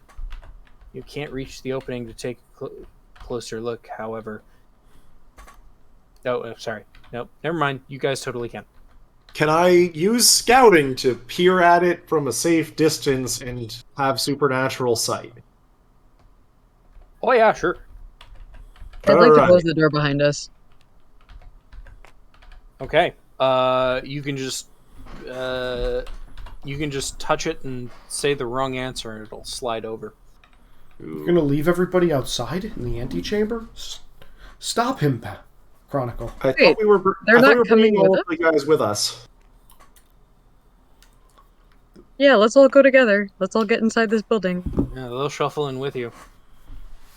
2, 3. Wait a minute. What? That place is safe. What if we just leave them in there and come back? Do we know it's safe? Yeah, we have to explore it a little first. That's fair. Okay. I'll Also, as a usher reminder everybody for out. those of you who care, this was a least number of people know that this place exists as possible, so that it can be kind of a stronghold against infiltration. Mm. Well, I guess. I think the fact there's not bones here is a pretty good indication that it's safe. Well, Yeah. Wash is saying that part of the mission is to not let all these, sailors know where this is. Which means time to kill them all. No, absolutely not. Or they can found their own settlement of moles, be New Coraton. I'm all for this. Okay, I'm gonna usher everybody in for the sake of simplicity, and then The Phoenix Dawn have had their headquarters built among settlements before. This doesn't change anything. Mm-hmm. But if we were explicitly told for secrecy, that means we have to make a secret society where these people will be safe from the bones. No, we do not. Also, How Graveless, many ways were out you do they have? also Graveless? Were you making a spread associated with your scouting specialty, or were you Oh, just? yes, I absolutely was. What was the total, please? One Please, moment. by all means, add your +5 from your specialties. I'm at 4. I think I'm going to go up to 15 for this. Okay. Do we want to try and push 20, team? what do you need to push 20? People using traits, Ziggy's special thing, or I burn some of the sparks from Chronicles pool to burn sparks. Oh, you can't do that thing where we You- discard a card. Can't burn sparks from Chronicles pool. No, Only. no, to give me more sparks to burn. Yeah, the devoted bond. Oh, yeah. oh, sorry. Mixed things up. I meant to say you can't burn from Pout's pool, yada, yada, yada. Yeah, no. We're talking about the devoted bond thing. Yeah. Okay, Yeah, so you're going to return a spark to me for that? I'm going to return a spark to you, do it for a little bit, but because I have to burn some for this. Do we think this is worth going for 20? I would like to add supernatural senses in because it seems super relevant. All right, so we're at So 15. to be specific here, just because once again, reinforcing rules and making sure things stay consistent. If you contribute a trait to someone else's check, you must tell me how you are helping with that trait. So if Hunter is running ahead, how do your supernatural senses help? If you don't have super speed running ahead with scouting. Because as I'm closing the door and it slides into place, I start listening because I realize that she's off to go do something crazy. And I listen for the way that her footsteps are echoing off of the walls. Spent a lot of time in caves. It's fair, damn it. Okay. Mm-hmm. Supernatural sense is definitely a +3 then. Oh, so we were at 16. I now effectively have echolocation. Ziggy, do you want to use your special devoted thingy? You already took a spark away for 2 sparks. What I will do is, with the added bonus of the devoted bond, since we are bound mentally and emotionally, I will use my ability as a commander to keep things calm and to keep your mind on task. And Sure, that's not. And I do believe that Chronicle is a seasoned veteran when it comes to this. Yes. Can Izzy do that? I don't know. This is the first time we've had assistance. Yeah, can you use your traits as a spirit? I mean, I have. So I, he has to pick one trait that he is imparting unto you with his attendant spirit, and the way that works is if he spends sparks for you in line with that trait, they each count as 2 instead of 1. Okay, so he helps Chronicle, not Hunter. Correct. Okay. So that does not help in this particular circumstance. All right. I will well, burn a spark to get us to 20 then. all right. Well, the card here will add 3. So. Yep. Okay. In that case, between all of your efforts working together, including Salamander, yeah. Okay. You guys make it to 20. Graveless. I'm going to say, because of you hitting 20, you get the following information and can zip back up before anything else happens or any motion is detected, if that makes any sense. Yep. As you flit through the destroyed wall and move down further, there are more frescoes and stories of the triumphs of Dawn Command, or at least there would be. They seem to be scratched, defaced in pieces as you go further down this formerly concealed passageway until they are destroyed or in a different style altogether. At one end of this small chamber, you see a raised dais, quite similar in design to a typical flame chamber. Similarity doesn't end there. A hearth of forged Pyrean steel is embedded into the platform. However, as you look closer, it doesn't quite look like the hearths you're used to working with. Its angles are sharper and has vicious points. On top of this dais as an altar is a body. Somebody, it seems like in their, say, 40s, woman, Windirni by descent. In the middle of, on top of this altar, a black flame, but their body is not being consumed. I should also note, I accidentally skipped over this, in the main chamber that you guys approached, there is in fact a dais quite like this, that you have all seen before, either in the grand area, incredibly ornately, or in the area of the capital, but it's got pieces missing. Graveless, they are present here. They? The pieces missing from the normal... Yeah. Alright, yep, that makes sense. You basically zip in, see this, and then before anything else can happen, zip back out. Hey! Well, that's getting relayed to the rest of the group in Pyrean. What's she saying? We should put the civilians back on the other side of the door now. Yeah. I'm gonna open up the door and be like, in the name of the important things, Heartland. I will say exactly one thing for you guys before you make this decision. This door cannot be opened without somebody who can speak Pyrean. Non-Phoenixes cannot speak Pyrean. If you all die, they'll be stuck out there. This does not mean that this is a bad idea. I just want to make sure you're all aware of that. I mean, better stuck feel like if we all outside than died stuck here- in. All dead anyway. Wait a minute.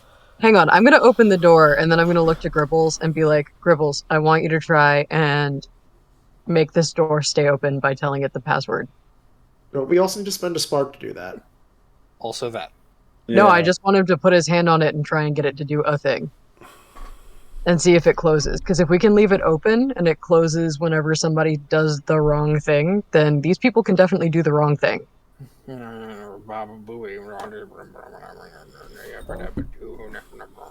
does not move. I can't wait for Gribbles to come back and we'll shroud it. You'll be an amazing shrouded. Oh, he's the best at keeping secrets. He can only speak coherently in Pyrean. Everybody else needs like a Scottish translator. It's true. Okay, well, I guess we have to decide whether we're locking him in or out. Wait, I feel like that's They one need that- to not get back in here if that thing isn't cleared out. Well, here's the problem. If we leave them in the original chamber, they either leave and die to the bones or starve to death. If we... The same is true in here, except there's a monster in here that can get to them. Yes. Right. And that's sort of my point is... If we all die against whatever this monster is, they're kind of dead either way. Yeah. I guess we just need to plan around someone surviving the encounter That is your job. with at least 2 sparks, so they can have one to open the door and then one to not die. This is your job. Well, No, fuck. Chronicle, you need to make sure... But I need levels. You need to make sure no one dies, Chronicle. You're the best at living. I'm breaking a 10-year-old archetype here. I know. Guys, I'm going to be perfectly honest. If another person dies in this party, I'm coming back as a bidder again. That's not how that works, Izzy. You've already died. You have to define it off of that. Oh, I have to define it off of that? Yeah. But I'm still an attendant spirit. I know whether or not I was a success or a failure, because I'm still Yes, an but attendant... it's based off of how you felt when you died the first time. Yeah. You can't. Yeah. Oh. It's not a delayed thing. It's, at the moment of death. Mm-hmm. I misunderstood that. I'm sorry. And you did die hopeful. Yeah. Mm-hmm. Yeah, but Whether Pal's... that's a plus or a minus. Yeah, Pal's not allowed to be hopeful, depending on I this don't know, outcome. Izzy. I think you told for everyone else. Yeah. Pouch should be devoted next life. Moving on for the moment. I'm we've going got to less push than an everybody hour left. outside, put my hand on the door, and say, in the name of the important thing is salami, and it closes. I think I'm going to explain to them there is something in there we need to deal with. Specifically, we need to deal with and put down. Did you manage to do that before I shut? I'm going to explain this when we're going back. Oh, okay. So that, like, in terms of amount of panic, I'm explaining to them, look, there's a big nasty thing in there that we need to go kill. We'll be back for you. In the sense of either we will or a different wing is going to be back for them at some point. This is kind of a persuasion-y type thing. Give me a grace spread, Nick. Great. That is not some... Okay. So... I'm going to say resolve doesn't work here because you can't give your resolve to other people. That would be inspiring. Mm-hmm. Yep. Yeah, I know. If you want to push them out... Nah, never mind. I have 3 traits that would have been helpful at this point. Yep. That you do. That's incredibly poignant and accurate, Izzy. You're also dead. I know. Yep. Isn't it great? Alright, so I'm going to need help for this, but... So, one of the first things is Hunter is actually inspiring, but much more than that, as part of training as a shrouded, she has learned how to bullshit people through mind trick. You know what? I'm just going to call that a trump. You can fucking mind trick them all back out. I am mind tricking them back out and should not panic, basically. Yeah, you fucking Jedi them. Oh, thank you, Kick Smooze, for oh, May the 4th be with you. May the 4th be with you. yeah. That was huge. And also What are with you saying as you wave your hand past all of their eyes at the same time? And it is literally going to be, there's something we need to fight. You'll be safe out here. We're coming back. We'll be safe out here in the pit. It's safer in In the sanctuary. You'll be safe in the sanctuary. So once again, I also skipped over it slightly. Are you guys taking Palette with you? She is time. Too many things in my head. Yada yada yada. She's going to be very disheartened by the fact that the first airy pyre that you guys find is non-functional and missing pieces. She wants to come with you guys down there. I'm going to let her know there's another one, but there's something sitting on it, and she needs to stay alive. You're not locking me out there with them. You know, Hunter's actually fine with that. If she wants to stay back near the other pyre, I'm fine with that because she actually knows what's going on. Hmm. Is anyone arguing with that?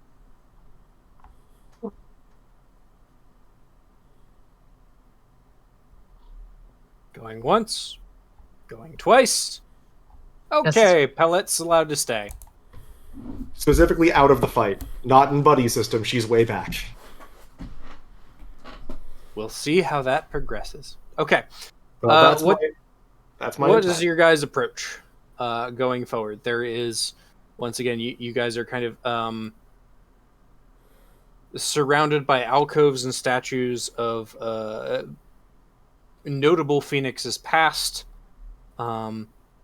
There is a hole in the wall that gets you guys to what looks like a pointy, wicked, airy bonfire. There's something there. It has a black flame that looked uncomfortable, but I mean... Do we want Bit to sneak ahead and take a look? You will have a better idea of what it might be than I will. Okay. I think we remain within dashing distance, but... in case combat immediately starts as Bit sneaks forward. Seems legit. Bit is going to try to be hidden during this. Okay. I'm just gonna give you this nice torch for the next section that you guys are going into. Let me get rid of this lighthouse ruin. Bit. There you go.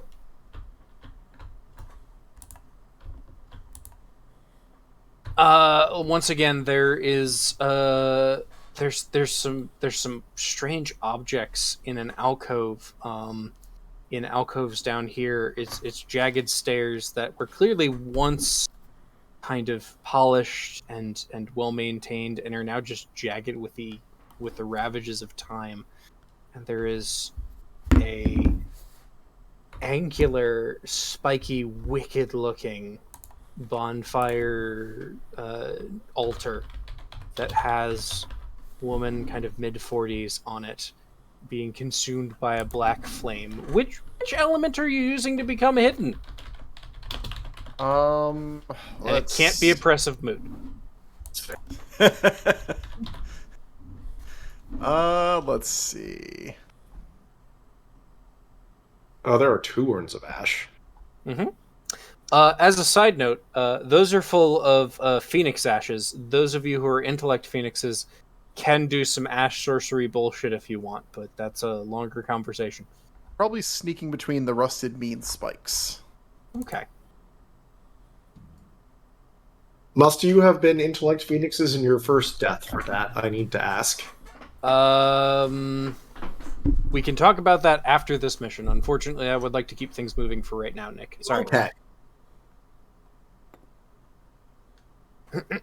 Okay. You make it down. You how close are you getting to any particular element on this torch card? Not super close. Generally, Bit's kind of hesitant to touch things when he's trying to sneak around for fear of knocking something over and making a loud noise. Okay. Yeah, if you're not touching anything, yeah, you can just walk around and do what you want. You're hidden. Nothing seems to be taking note of your presence. Okay, and the woman is just kind of in the chair. Yep. Being eaten by She's the kind of black lying on. So, if you will, imagine sort of a chaos in Warhammer Fantasy altar full of spikes and shit, and she's laying down on top of a sacrificial altar enveloped in a black flame, which is kind of giving off black light energy, if you will. Can I make a spread with lore? Sure. All right. I think we're gonna. Says don't have great cards for this. Are you after information? In which case, it'll probably just be intellect. Well, no, it's because I can convert a card to intellect. Yeah. Yeah, like information about the black flame and like what this is. Okay. Let's see. I actually don't have any lore or any traits to add.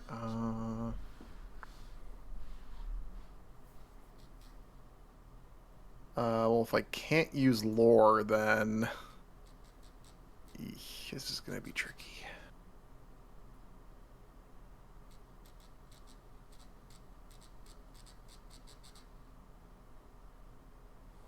Actually, not sure if it's even worth it if I can't use lore because I don't have the cards to make a decent roll. Mm-hmm. Oh. Well.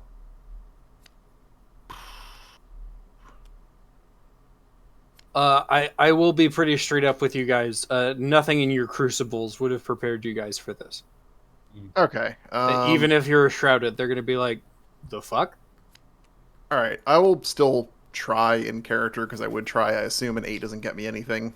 No. Okay. Well, at least let me cycle my hand a bit. Mm-hmm. All right. I will. Guess I'll sneak back to the party then, Mm-hmm.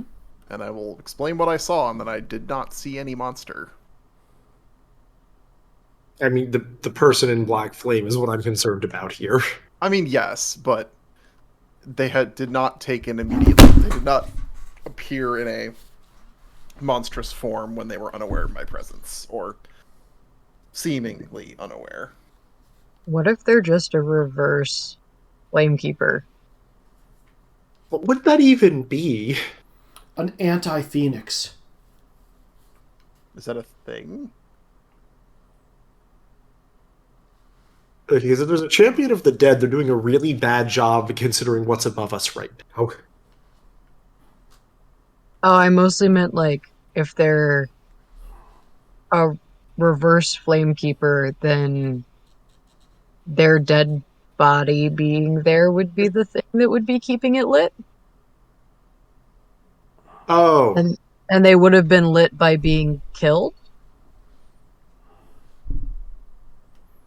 well, I suppose if we want to go poke at her corpse and I can explain some bits of necromantic tradition to you, we can try that.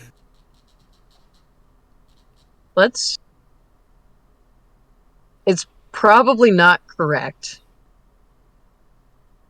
It's a better idea than I have. but I suspect if we take the body elsewhere. Alright. I think we're just approaching without stealth now. Because we have no idea what's going on. So what's I mean- our what's our plan with this body? How many miles do we have to get a body away from a flame to put it out? If this works and we get to pick it up, how far away do we have to get the body? I'm sure somebody would have asked about flame keepers. Like, if you get a flame keep, if assuming that's the question, Yes. if you get a flame keeper 3 or 4 miles away from the flame they're maintaining with their life force, the flame goes out and they die. Okay, Wait a so minute. can you run 3 to 4 miles, Hunter? I mean, yes, it's a question of whether or not I'll die to the bones, but it probably would be worth it. A better question: if the Flamekeeper dies, the flame goes out. If she's an anti-Flamekeeper, what happens if we revive her? Bring her back. Can we bring people back from the dead? Don't know. That's a you question or a you question at Chronicle. I mean, is there anything that I would know about this? There are legends of it in the Phoenix tapestries, but they all come with sacrifice, and you need to get there real fucking quick. So probably not in this case. Okay. Well, I feel like Salamander and Chronicle should look at the body before we figure out anything else, because I have no idea. Okay, well, let's go. It's like let's the go answer figure out is if she's- yes, it's possible, but there's like 16 footnotes associated with the answer. Eh, I guess we're gonna go do some thinking. We're gonna- Yep. Yep. Time to walk in. Okay. So you guys are just kind of walking in down there? At Yeah. this point, yeah. Your footsteps echo ominously on the worn down stones and uneven stairs as you make your way through. As soon as one of you more obviously enters the area, there's kind of a cracking noise, like somebody cracking their knuckles as the head of this person on the flame just kind of turns towards you. Who do you serve? In Pyrean. Hello, I'm Hunter of Wing Omen. We're here from Dawn Command. Who are you? Leaders will not stand. Okay. You said Dawn Command. Okay. Mm. We are jumping in here. Everybody, welcome to another combat. Yeah. Combat. It's okay. I am confident you guys got this. Is it obviously enough combat for my thing to whoops. trigger? Cursed Ewer. Cursed Ewer, yeah. You are. Ooh. Let me make sure I got the. Oh, sorry. What's Hold a on. A ewer is like, it's You like guys- a bowl. Yeah, you guys don't technically have the name associated with this enemy, but you know. Those look a lot more destroyable. I mean, the first ones were quite destroyable right now. I mean, the first one would have been a one hit. I have a lot of damage stored up. That's fair. Hold on. So yeah, Graveless, do you want to use your swanky ability? My swanky ability is great, so like she just immediately says traitors will not stand and goes into attacking us stance. She starts to slowly start to get up from the do they get linked? Hurry. Here. Son of a bitch. Okay, we're doing it this way. Oh no. Oh no, the bag has attained its own life. Isn't physics great? No. There we go. Wiggle, wiggle, That's a wiggle, lot wiggle. of health levels. Yeah-huh. Okay. So yeah, she starts slowly getting up. And as she does that, her neck making crackling noises focused on your party, constantly looking towards all of you, regardless of the orientation of the rest of her body, or if it should be physically possible without, severing a spinal cord or something of that nature. She slowly sits up and starts to get up inside the black flame, and Hunter gets to go first because of a lesson. Yup. Alright, her defense is 4. Yeah-huh.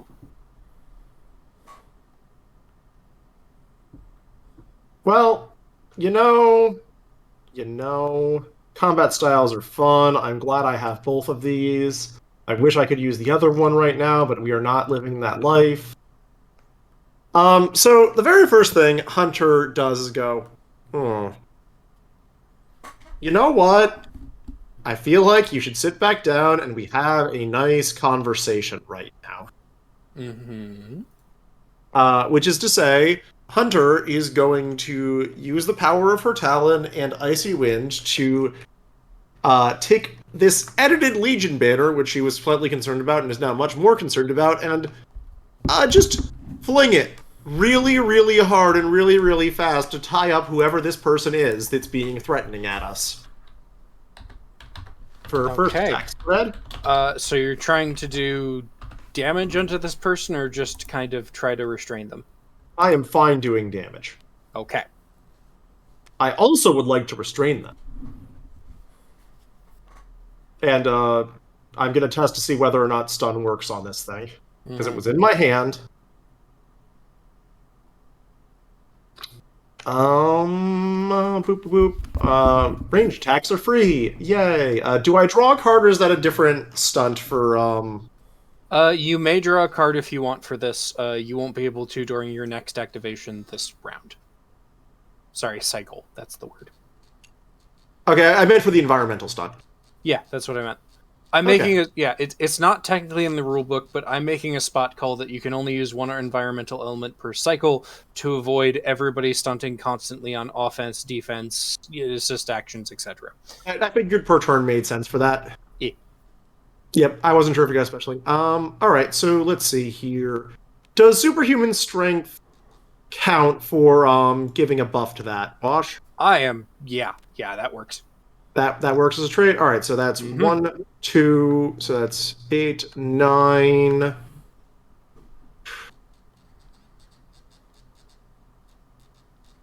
Do I want to?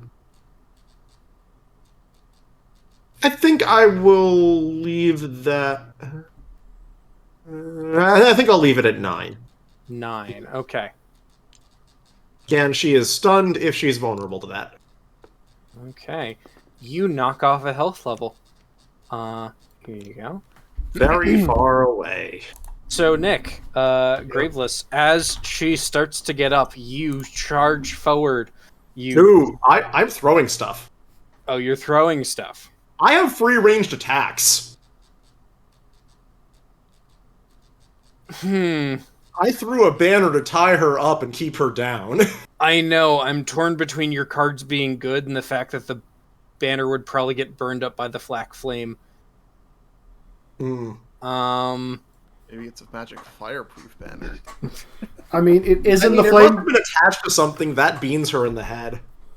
It is a phoenix banner. It is a Fireproof. Phoenix banner.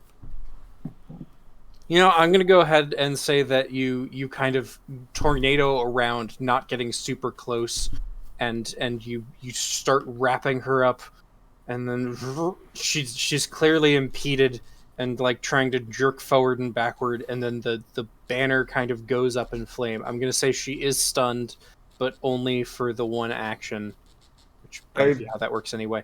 That is how that works anyway. It only Sure. it only lasts for 1. Okay. You do in fact stun her, and she's kind of tripped up, and you hear, and some of the banner just has. At first, you think it's blood, but it's this purple red ichor just starts to soak into the history of the Phoenix conquests as she starts ripping it to pieces, moving forwards and working her way through it. Okay, normal turns. Lore Keeper's gonna be pissed that we didn't preserve that. Sorry, unless you had more cards, Nick. No, I was saving my other cards for once. Cool. I mean, probably, but also someone like just edited it and changed it and ruined it anyway. If you didn't notice coming in, it was probably her. Also, just you may take a free turn before the cycle begins. Okay, so that's really good. Okay, There's a reason I jumped on it when I saw it. Someone else should probably take a turn. I don't. Well, I mean, I have Inspiring, but I don't have a particularly good next idea besides hit again.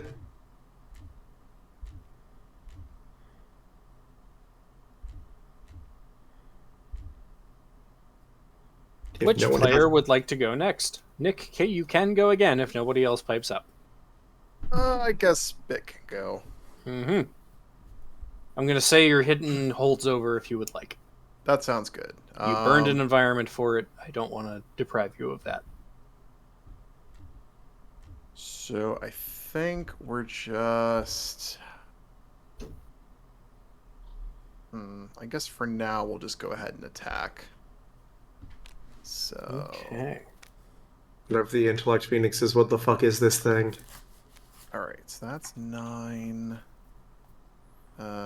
Defense of 4. Okay, so we got multiples of 4. Ideally. Alright, we'll throw down Hunter, so that's a +5 because this is an attack spread. And we'll commit 2 sparks to make that a 16. A question, because I must ask as I'm immune to this. but we have to attack in melee unless we spend a spark. Normally. Is true. I asked this because Wash seemed to care about that, and then I was like, nope, my weapon gives me ranged attacks. So how are you attacking Bit?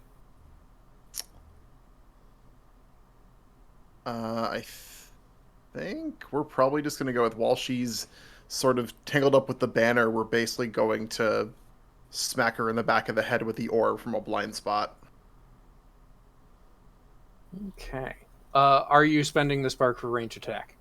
I am not, because we have to be mindful of keeping sparks maintained in case we end up in a lone survivor-ish situation with the door. Okay.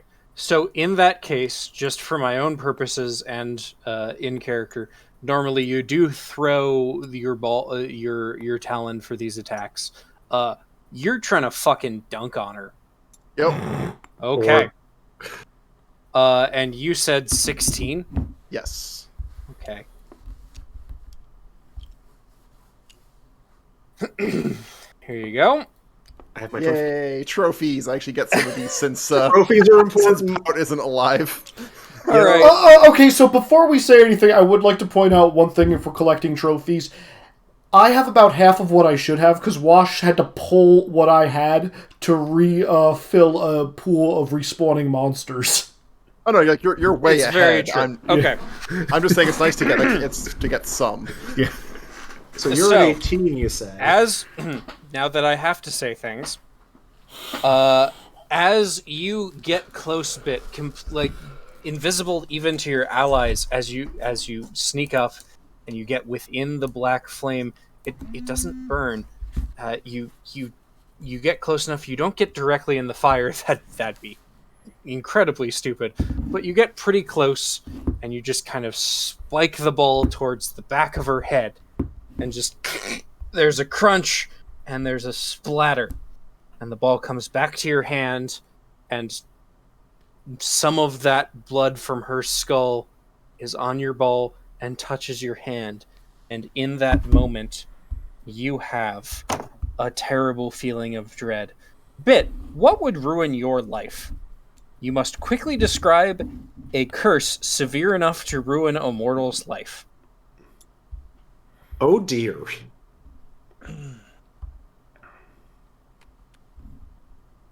Making every lie, every white lie you've ever told, every little tiny secret, everything that that a normal human gets to kind of keep in the background for just decorum and to keep social niceties and just make society function better. If all of that just could not be hidden whatsoever for the one person. I like that. Ooh. Bit, you are permanently exposed. Okay. What is the mechanical effect of that? So the last time we used this, it was specifically linked to supernatural fear. It is not now. Let's see. Exposed. Card limit reduced by one. Your card limit is reduced by 1 when you make defense spreads. Okay. Does it prevent me from becoming hidden? No. Okay. It would if this was an enemy that could supernaturally sense when you are afraid, but this is not. Okay. Literally, you cannot hold back secrets. Oh Okay. no. All right. I am going to flip Dream Shadow to become hidden again, and I will draw Okay. to my reduced limit. And next player action. Man, now I have 5 cards like all you plebs. I'm sorry, what's a hand? Salamander, you want it, or Those should I take it? things Or that living people does get to Chronicle have. want to offload some of those wounds? I would go as far as to say that this might not be an in-character piece of knowledge quite yet. Okay. And I will also say that in the bar for things that would ruin a mortal's life in this particular circumstance, because let's not get into the scaling things that can happen with this particular type of enemy that you guys don't understand yet. One of the most straightforward options is someone crucial to your sense of self and life dies instantly, regardless of distance. I mean, Well, then. if you would ask me this question, I would just been like, Seapout's life. Oh, you're fine, Pout. You got out easy. You're dead already. I know. Again. Death Which is player would like to go next? You guys have to keep one-upping each other whenever this happens too. There are mechanisms for what happens if you don't successfully one-up each other. Who wants to go next? I can take it. It's a question of does either Salamander or Chronicle want to? I mean, I only have 2 wounds left right now. I mean, That's why you could transfer the wounds to her. I mean, I also only have 3 sparks. no, you don't. You have 11. Yeah, you have Pout. That's why that's why I connected to you. I can give you the sparks to use to activate your shit. That's literally why I connected to you. Okay. Sure, yeah, I'll go next. Why not? Like that's why I've been telling you keep everybody alive. I'm giving you the power to make sure you can do your job. Right. Full disclosure, my cards have not been great tonight, and they continue to not be awesome. So I will take a turn when I need to. Mine are decent. But, okay. Alright, sure, I'll step up. Alright. So I have to describe... What was the exact words? That happened after the attack. Oh, okay. Oh, gotcha. So technically speaking, you guys don't necessarily know that Kexmoose can't hold back secrets at this point and is exposed. Gotcha. But yeah. Gotcha. All right. So I guess I'll do some damage and offload some wounds. Mm-hmm. All right. So that is I have to use passing pain for this. So intellect, and I can use a grace card. So I will do this and this. Why are you flipping this over? Because you can only have one active fighting style at a time. That's not my fighting style. I know. That's why I flipped over the one that you aren't using right now. Oh, sorry. I already flipped that one over. Yeah. Sorry, my bad. Mm-hmm. Okay, so there's those 2. I think Exorcist or Misspent Youth wouldn't matter much here. Well, you know what I think? I think you are a seasoned veteran who knows what you're doing. Sure. How much does that give me again? Depends on how many sparks as he burns. Yeah, after you say it, I'm going to burn sparks, and all my sparks count for 2. All right. Are you making Chronicle one-shot this thing? I could. I don't know. Well, I'm going to use passing pain, and I'm going to use 3 of those sparks to pass over my 3 wounds into the door. Cool. I will just throw 3 sparks into this, and Into the door? What? Well, Okay, thank you. yes, you are. Sorry. So whatever your total is, give it a +3. Okay, so that's, let's see, 9. I used 3 sparks for a total of 6 to pay for his thing as wall wash. Yeah. Nice. Right. This enemy is technically undead, so you need exorcists and yada yada yada. Oh, it is. Okay. Oh, good. Then I actually have exorcist. So there we go. Okay. Great. Let's see. I can. Yes. Okay. So I have to burn 3 sparks for that also. I already did it. Okay. So the 3 sparks for that plus the 3 sparks for passing pain. Oh, okay, hold on. 3. Oh, well, actually, then you're just at a net +0 unless you want me to buff you more. I can buff you a total of +12 if you want. Right now I'm at 10. Yeah, I'm at 10 plus the 3 damage from the sparks, or yeah, from the 3 wounds. Okay. So up to you. Tell me, do you want to go hard, or are you good with where you're at? Let's go. I think I'm okay where I'm at. Okay. Yeah. So 10 plus the 3 wounds from passing pain. Okay, which are each 2 brutal damage, right? 3 brutal damage. So 9 brutal damage. Okay, Yeah. 9 brutal damage plus 10. Yes. Okay, so... So... 19. Yes. So 15. Actually, I'm going to throw one more spark into that, so just it's a round number. Yeah, just around 20, sure, yeah. Right. Well, 21, because... Oh, because it counts for 2. Yeah. Yeah. Also, brutal matters. Yeah. Yes, also it does. Yeah. Okay, so that's the total then, So 21. which includes 9 brutal damage. Yeah. Yep. Well, yeah. So, well, that should All go. right. Well, she does have 1 health level left, but Dude, just one. Okay. I could just have burned 2 more sparks, but too late, I guess. yeah, a little bit. Yeah. all right. Okay, so you run up. What are the wounds you're transferring to her that you've sustained thus far during your going throughout the city? I believe. Let's see. 2 of them were from taking arrows and whatnot. And the last one was the yeah, 2 of them were from arrows and the attacking of the bone men, and then one of them I think was from me transferring over. Oh, that's right. It was the transferring over of the broken leg pain from the crewman. Okay. Yeah. In that case, several new seeping wounds sprout from her sternum, and she just kind of topples a little bit as another crunch, and her leg crumples beneath her as she falls to the ground. And another spray flows onto Chronicle.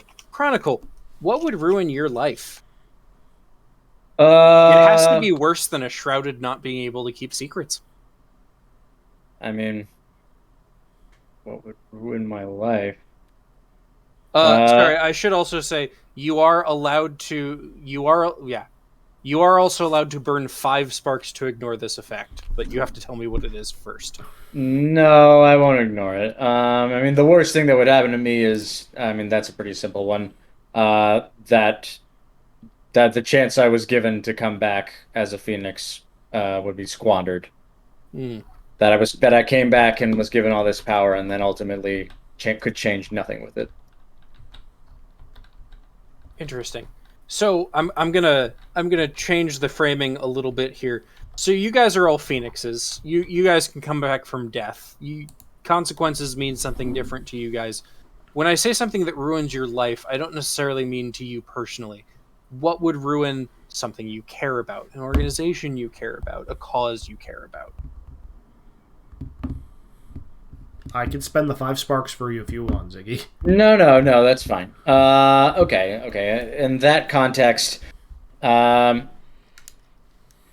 it would be. And if you do want it to be you personally, there's some other effects that I can. No. Okay. I guess what. Okay. How's this? It's if the phoenixes that I revered for all of my mortal life fell to corruption and became the very thing the Empire accused them of being. Oof. Okay. You know what? I'm gonna say Chronicle. Type this down somewhere where you remember it. As the blood splashes you, and from all of these injuries you're passing into this person, you can just feel revulsion and anger and pain and disgust being transferred from this being unto you. You will be shunned, ridiculed, or driven out of your home and community as a traitor, villain, or false friends. You won't be driven out of Dawn Command. However, all mortals, including those who work for Dawn Command, will treat you with fear and suspicion and attribute any misfortune to you. All mortals will treat me with fear and suspicion.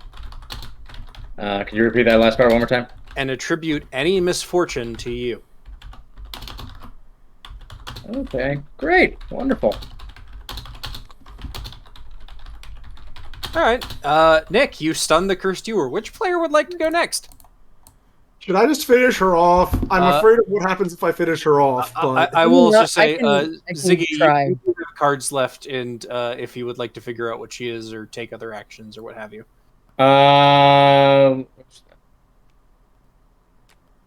To figure out what she is. Sure, yeah, I'll try and figure out what she is. Let's see. I take it I can use spirits for this?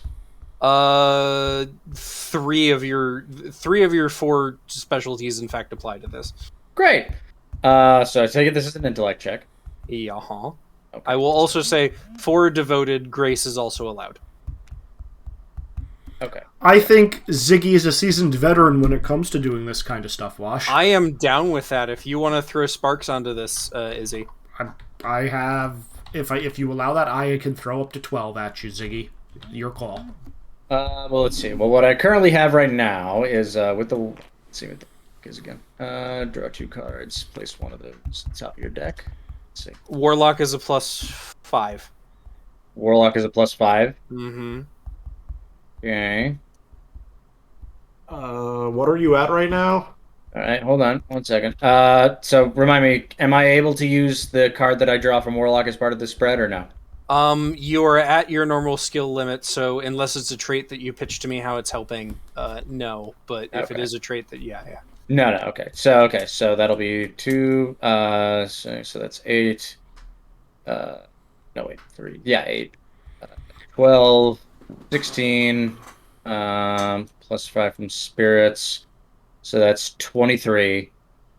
And I'll spend. Izzy, spend 1 spark so I can use Thought Coil on this to add 5. Well, this is going to count as 2, but sure. So Okay, so that'll be +6 then. So that's 22 +6. That's 28. I'll spend 1 more spark and you'll be at 30. Okay, there you go. Boom. Boom. Okay, so Ziggy with a 30, a legendary result. This seems there's some things that you're not wholly familiar with, like this altar or the black flame. That is not recorded in Phoenix lore, but this person, as you feel their blood wash over you, you know what this is. This is a cursed ewer. A ewer being sort of a term for something that holds liquids and stuff like that. So this is a person that has basically made a pact with an area, a village, what have you, to take all of the misfortune and supernatural ills that would affect the community unto themselves. They are a sponge for bad luck, for curses, for hexes, for bad things. Normally, the Dawn commands, even during the normal reign of the Empire, didn't strictly outlaw this tradition or the rituals to create a cursed ewer because, well, outside of supernatural occurrences, it's kind of more of a superstition than anything else. But the dread's back. When this person is alive, they absorb all negative undead contagions, all of that stuff through the general area. And the tradition is that the person who takes on this burden gets free food, lodging, favors from everybody. And the tradition is that this burden can be passed on. In fact, you know the rituals to pass this burden on to another suitable host. Phoenix will not work, but a suitable mortal will. It is a difficulty 60 extended check if you wish to do something of that nature.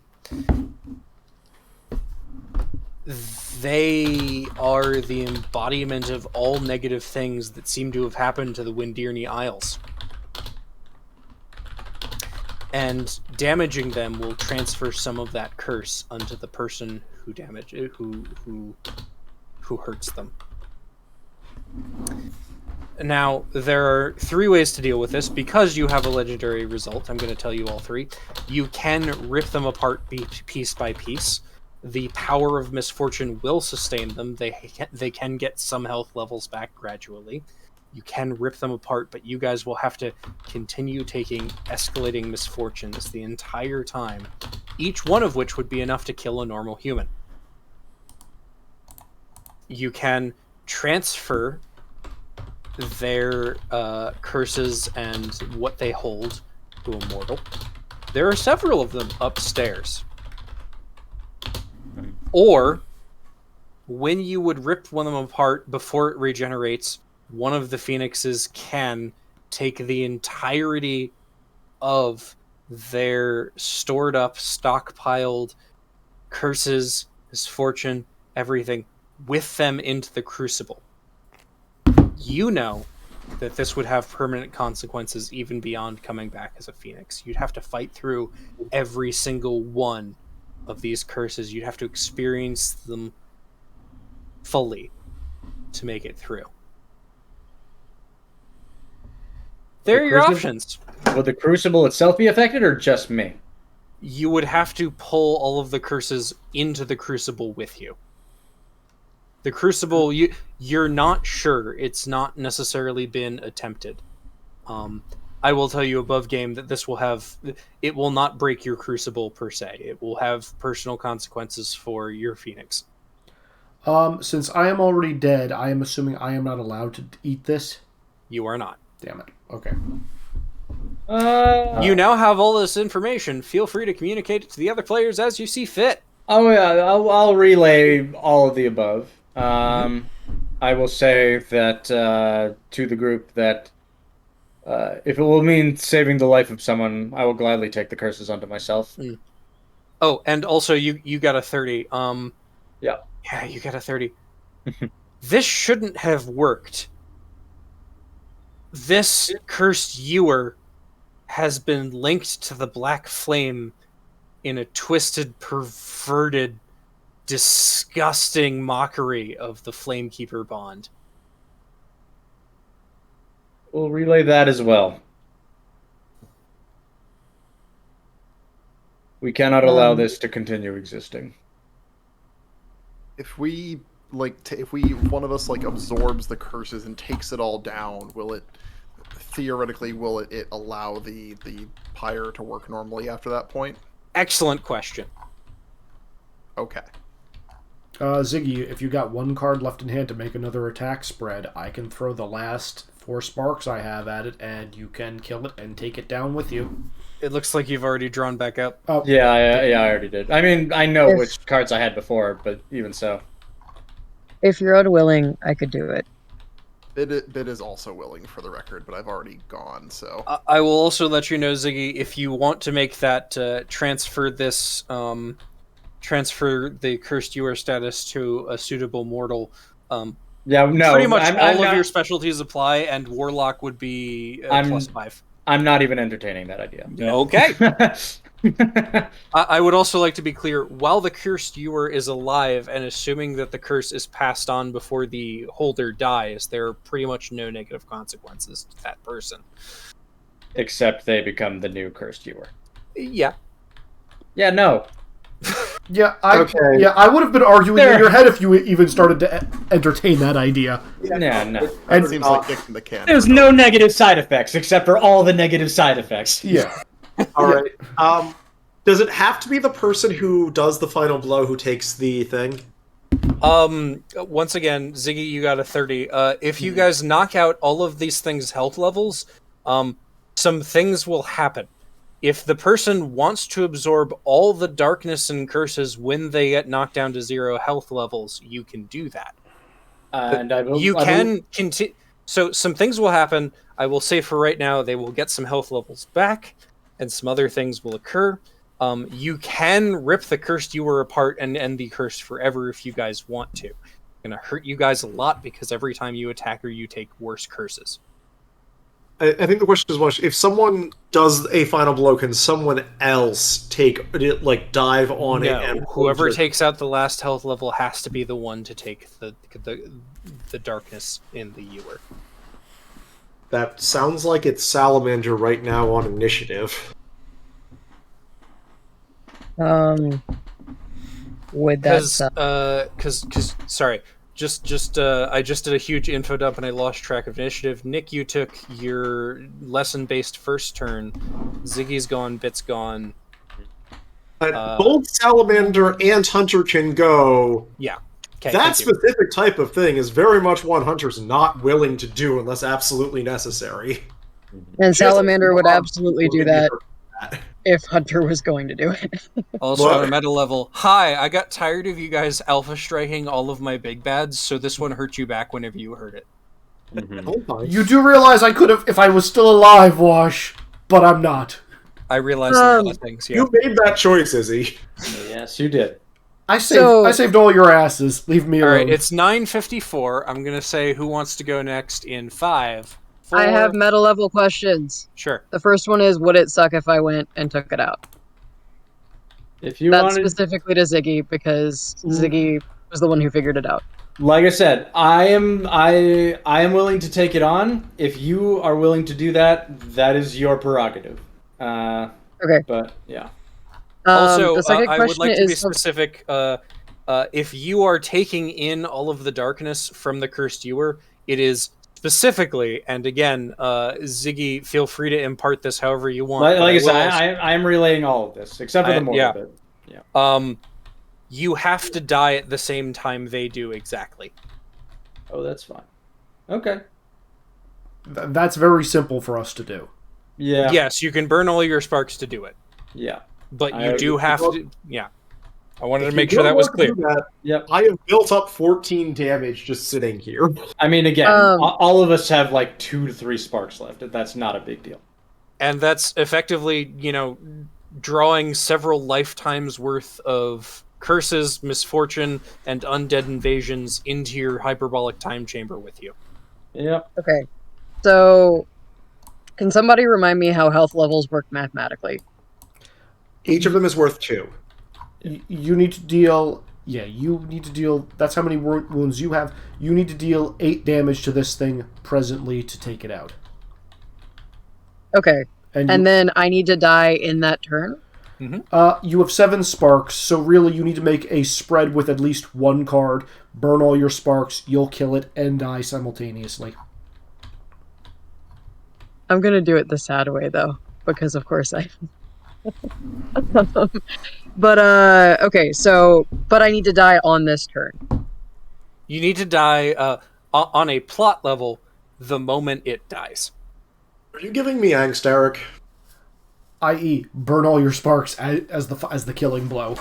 No, but it's not dying right now. It's going down to 0 health levels and then it regains levels and weird stuff happens. Unless you take it okay. in with you. Unless you take in the darkness with you. Yeah, if you die in the same action that takes its last health level, you may draw the curse in with it, and all of this information once again is available to you because of Ziggy's 30+ fucking skill result. Yes. Thank you. All right. Yeah. Salamander is going to look around at everyone and then nod and look to Hunter and say, I have a plan. And smile and step forward and grab her by the arms and light both of them up. Master plan. It doesn't matter, I just wanted to do it. There's no kill Hunter is going to nod, not waste air, and salute Salamander. That's my girl. You just hear in Chronicle's head, no! I no love one the else- part where it got cut off by peeking. A lot of my stuff does that. Yeah. Chronicle's just like, shut your face. Yeah, I'm dragging everything down with me. I'm like, oh, hell no. Okay. So what's your total here? You need an 8 attack to actually do the hit. Oh, so that was a 4. This is a 5. The first row of sparks brings it to 8, and then it's 4 overkill. I was going to say, if I'm allowed to hand him a dagger made of ice from all the power I've built up, I will. So your current combat style is still fire shaping. To borrow a bit. Oh, I'm from- sorry. I can turn mine with one of those sparks and have +2 attack, so it's actually going to be 5 overkill. So to borrow a bit from Mr. Matthew Mercer, Eric, how do you want to immolate this thing? Keep in mind that all of its curses are in the blood. You need to take that shit. I want to pick her up and like I am on fire. Like I am actively burning because I'm burning all of my sparks and I'm doing the thing where we just kind of like burn away into nothing. And as I'm burning away into nothing, I carry her back and lay her in front of the pyre, just kind of like on my lap, and then we're both gone. Okay. It's like peace. I have some stuff to private chat to you later based on how this happened. But yeah, okay. We're out of combat. No boy. If we're out of combat, does that mean I'm also gone? You can stick around with. So, that is a good point. You can remain attached to Chronicle until the next dawn, at which point you will be reborn because of time travel bullshit. Sorry, because of time dilation bullshit.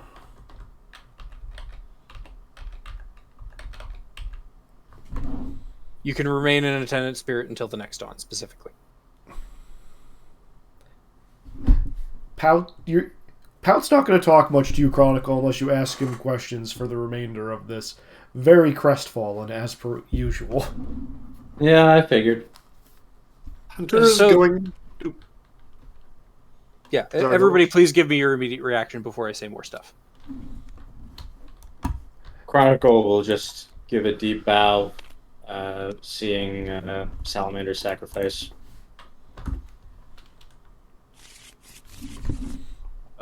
Bit's reaction is in off topic. Just kind of dead eye stare. Again, Hunter is giving Salamander a proper salute as he falls. And just a prayer to the dead. Mm-hmm. For whoever this person was that we will never know, may her spirit finally find rest. Okay. I know we normally have a horde cutoff at 10. Do you guys are you guys okay with doing an accelerated extra 5 to 15 minutes to get through the rest of this mission? Sure. Yeah. There's no more fighting. It's just poking around at shit. Yeah, I'm down. Okay, I'm very down for that. cool. Yep. I'm going to give you guys the incredibly accelerated version of the stuff you can do. You will notice on this torch there are urns, and in the last room there were sconces and stuff. There are in fact a moderate amount of phoenix ash here, which is the stuff you need to reignite a pyre, and connect it to the grand area. Also, using some of that stuff, you can teleport reverse-wise through an active flame to the grand area with some of this phoenix ash. If you use a bunch of it, you can even bring mortals with you, but it takes like 20-30 minutes per mortal. That said, there is still a ginormous black flame on this pointy 40k ass sacrificial altar that looks like it has a normal airy flame to it. What do you guys want to do? Looking at the two alive people who have int, do you have any idea what that flame is? Is it safe to assume my curse effect is gone? No. All of your curses are in effect until you die. Okay. I had a couple questions I put in our private chat.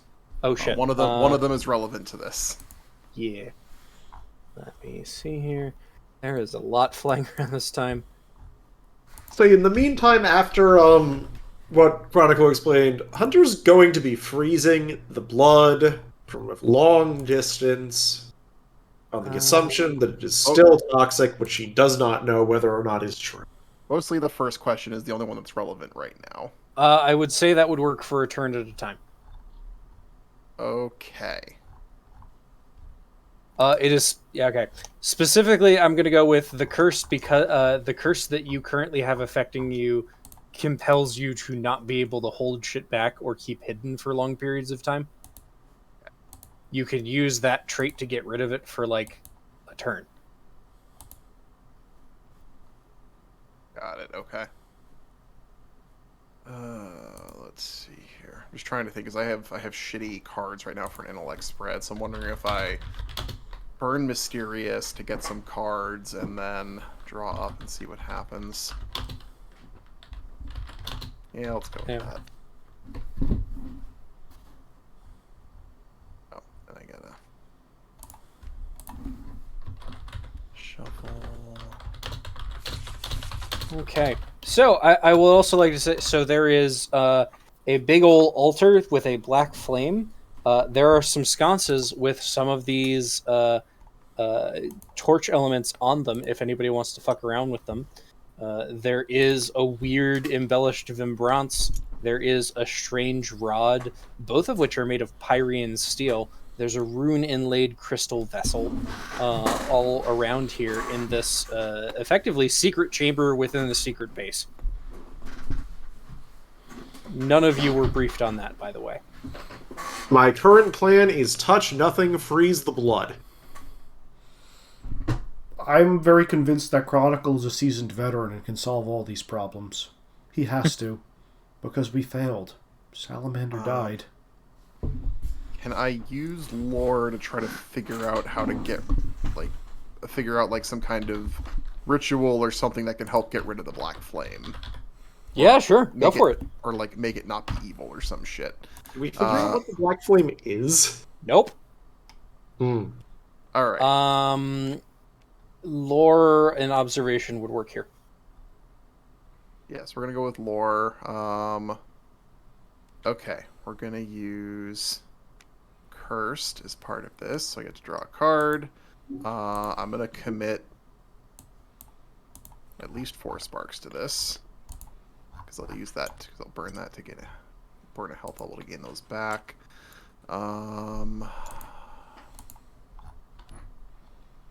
Oh, hey, there's in fact, at one end of the small chamber, you see a raised dais quite similar in design to the typical flame chamber. Similarity doesn't end there. Hearth forged of Pyrean steel is embedded in the platform. However, you look closer, it doesn't quite look like the hearths you're used to working with. The angles are sharper and has a few vicious points. I already did all of that, didn't I? Fuck. Yep.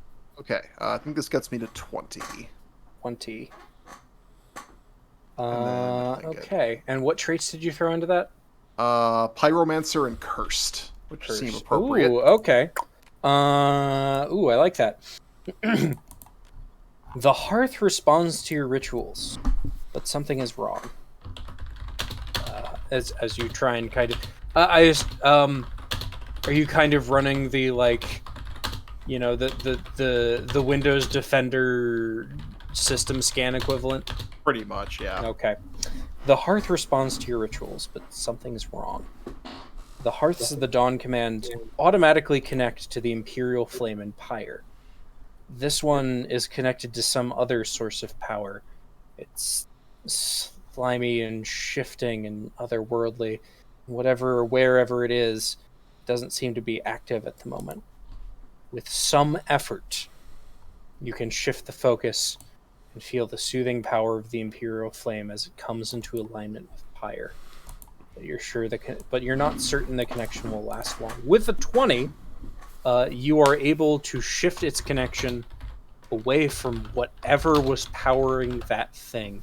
The flame bursts brighter like a flare for a moment, pushing all of you back and blinding you all slightly, leaving you blinking as it returns to the orange-yellow flame that you are all familiar with. Good job, Bit! Yay! I was kind of thinking I'd have to burn myself or something to get that to work properly, but apparently not. Do you want to? I mean, in character, no.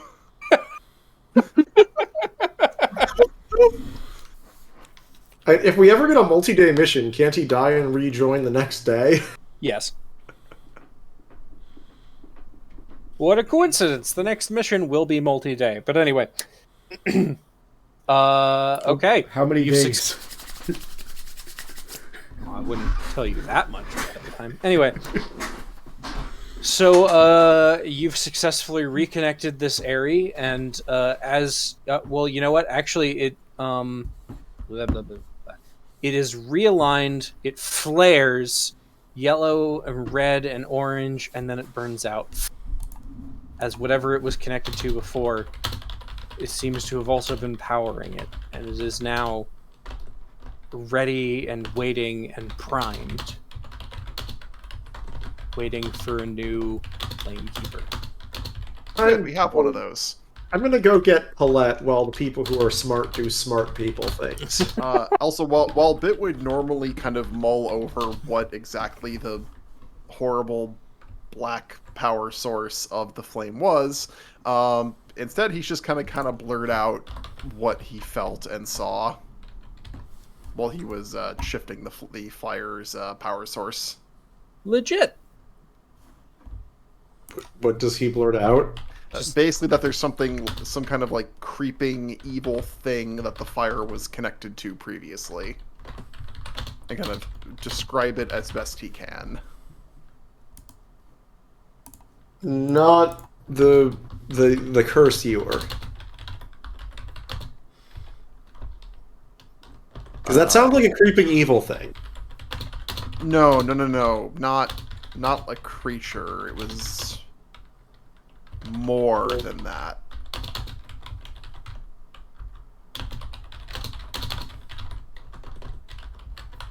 So, like the thing that is the chant? Maybe that's probably a better equivalent. I'm gonna go get the Firekeeper while...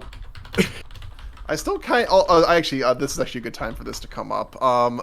And I will. Well, hold on. Every now and then, I still kind of like hear it a little bit. It's weird. Kind of like echoes. Kind of like a memory or something. Hunter is just going to sing a brief counter song to Bit. I like it.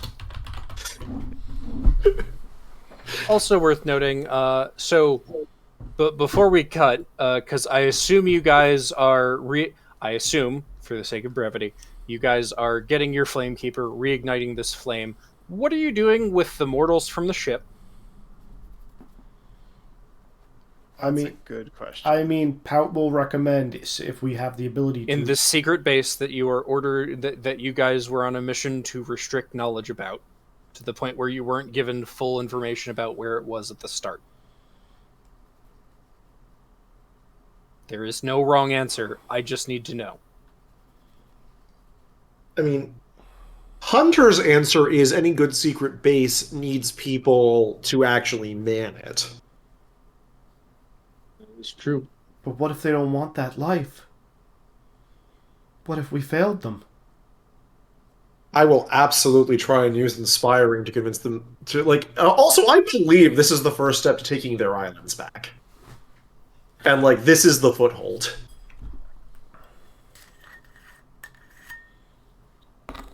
Pout's gonna ask Chronicle to pour him a shot. Sure. Chronicle. Is anyone going to disagree with this and or help me do this? Yeah, I'll help you do it. I will give them the choice to leave if they so choose. But yeah, no, I agree with them that one, having seen what we can do and how we are willing to care for them, and what we've already done for them, how very egregiously damaging it would be in many ways for our trust to be violated.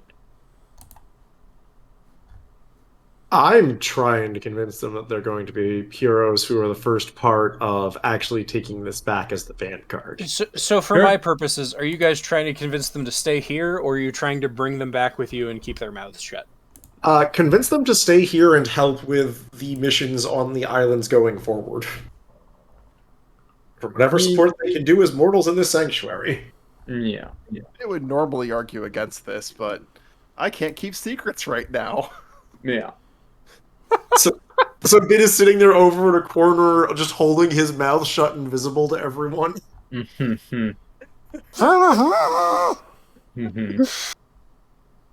Well, the problem is that if anyone actually asks what was in there, Bit's gonna tell them. Also, to our mission, unfortunately, my box went down with the boat, so we can't take one of the bones back with us. But we did learn things about them. Now that I think I have my answer, at least of what you guys are trying to do, and I will say if somebody wants to make a spread that you feel like is convincing them towards your point of view, please, by all means, do so. I mentioned that there were 4 objects in this room. One was the altar. The other 3 are on sconces. One of them is kind of a fist-sized crystal gem inlaid with runes. The other 2 can be seen on this card here. On this ancient bone skeleton. One is the rod it is holding up, and the other is kind of the bracer vimbrance thing on its other hand. Those are also kind of on sconces in this hidden chamber, made out of Pyrean steel. I'm going to admit I kind of want to grab the bracer. Does anyone have a good reason to stop me from grabbing the bracer like a dumbass?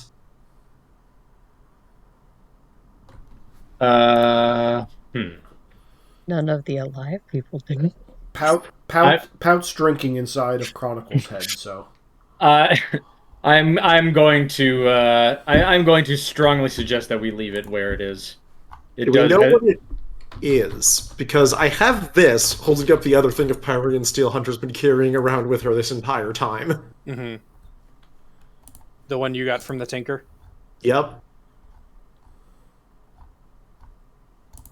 We should not be so quick to pick up every ancient artifact that we find.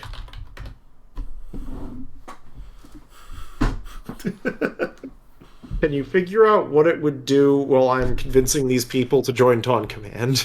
Fine. Would I be able to examine it and with my knowledge of past artifacts have an inkling of what its purpose might be? It's gonna be tough. Let's see, what are your specialties? Do any of them apply? Tradition, maybe? Um, If it is of Phoenix make. it's not a Phoenix make. Interesting. So once again, this is a secret Phoenix base that, for those of you who forget, that somebody named Omen used to run around in, that Dawn Command is trying to reclaim as a backup in case Pyre falls. And it turns out there's a more secret base under it. And both of those are revealed. I'm mostly like, does the bracer have any dark magic-y things? Yeah, can I use spirits to sense at least any sort of taint on it? What if it's keeping the magic in place to stop the bones from coming in? I'm gonna say it won't help in an immediate sense, unfortunately.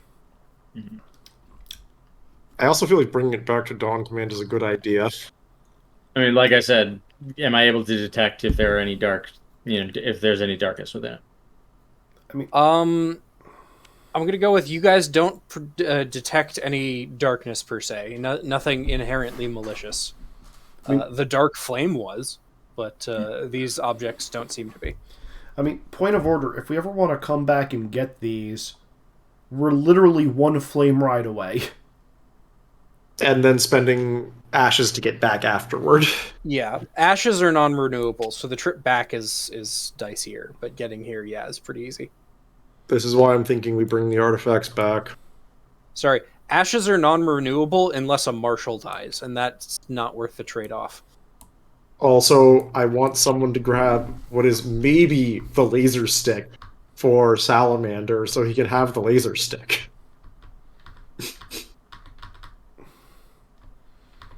Where are you seeing laser stick? The scepter that is on the thing that RGM pointed out. The strange rod? Which I have described as the bones using to shoot lasers. I could bounce those back at things, so clearly not that impressive to Pout. Laser stick. All right, we're past time, and we're past the extended time. Here's what's going to happen. Everybody, let's see, in Can character. I finish my spread for Convincing the Mortal first? To do what? Join Dawn Command to be part of the mission of, like, this is the front hold. Yeah, sure, go for it. How are you doing so? First off, inspiring. Yeah, that'll... you know what? That's a 5. Alright, secondly, if this works, can I start Survivoring? Because, boy, they have been through a lot and pulled through. Let me take a quick look here. And like as said for past life, this is exactly what hunters. I'm have. gonna say that goes in as a 1, but yeah, you've still got your other 3. Sure. Can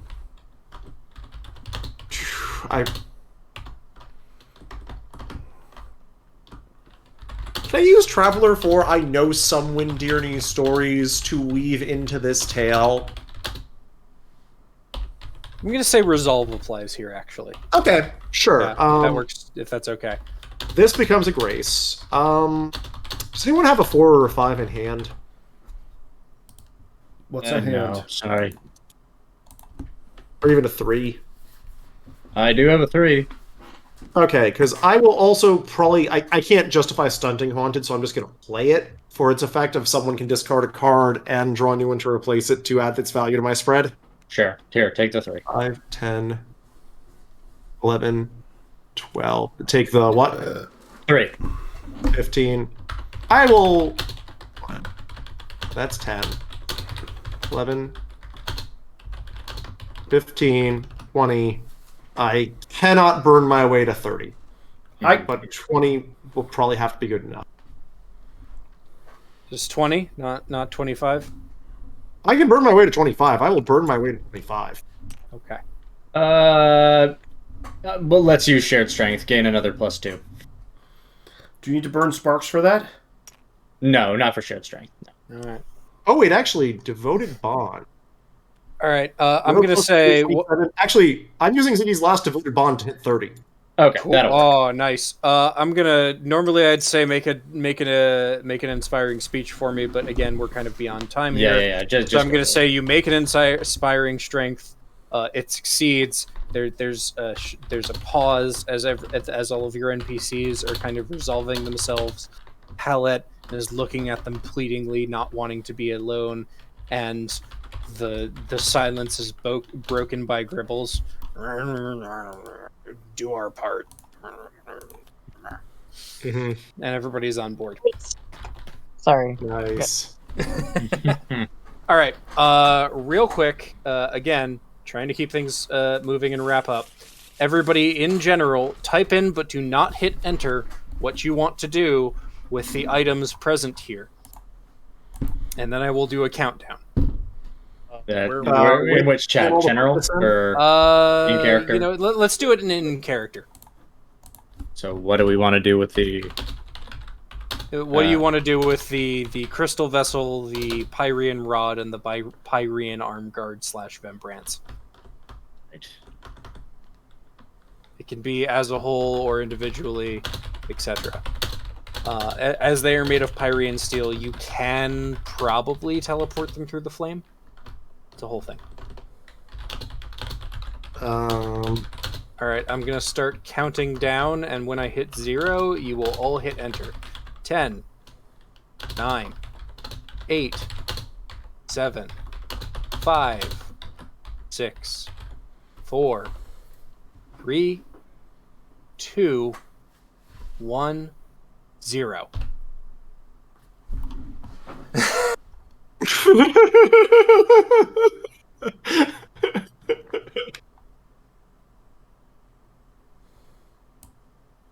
Okay, majority is bring the Pyrean stuff back.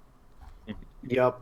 I mean, again, I even said Leave at the the crystal sphere. I even said at the beginning, I don't think I have a say. Yeah, but on a meta level, I want to make sure I'm not shutting players out. Out of character, I do not care on any level. Yeah. All right. I will ask that somebody tell me who's studying those things or messing around with them. In the meantime, good job, everybody. You accomplished your mission. Yay! But I Boy, failed. you! But I in failed. the face of adversity. Okay. Salamander still died. But If anybody needs to go to sleep at this 10:24 p.m., you're free to go. I need to level up. I just don't know how I'm leveling up. Yeah. Beyond that, those of you who died, how do you feel about how you died? Also, have a good night, Ziggy.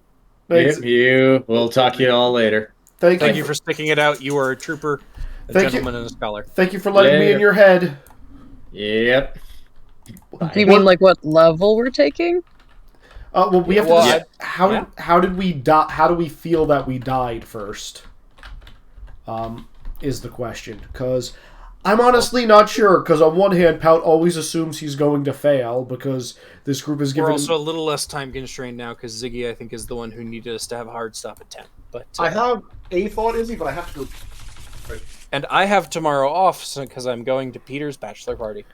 Tomorrow's my Need to be birthday. asleep within the hour, Okay. because I have a long drive into work. It's super legit. Tomorrow's my birthday. Hey, Salamander. Hey, Pout. What do you guys feel like you died for? I'm 100% sure I'm a devoted this time. Aw, I like it. I definitely, like, that was a better thought out decision than it looks like it was. Also, what death are you on? You're rank 3 now?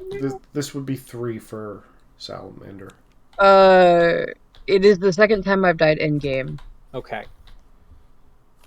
so I'd be level 3. Yes. So that also gives you a trait, which is great.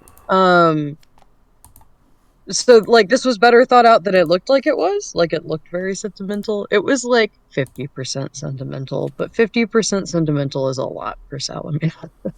I'm back.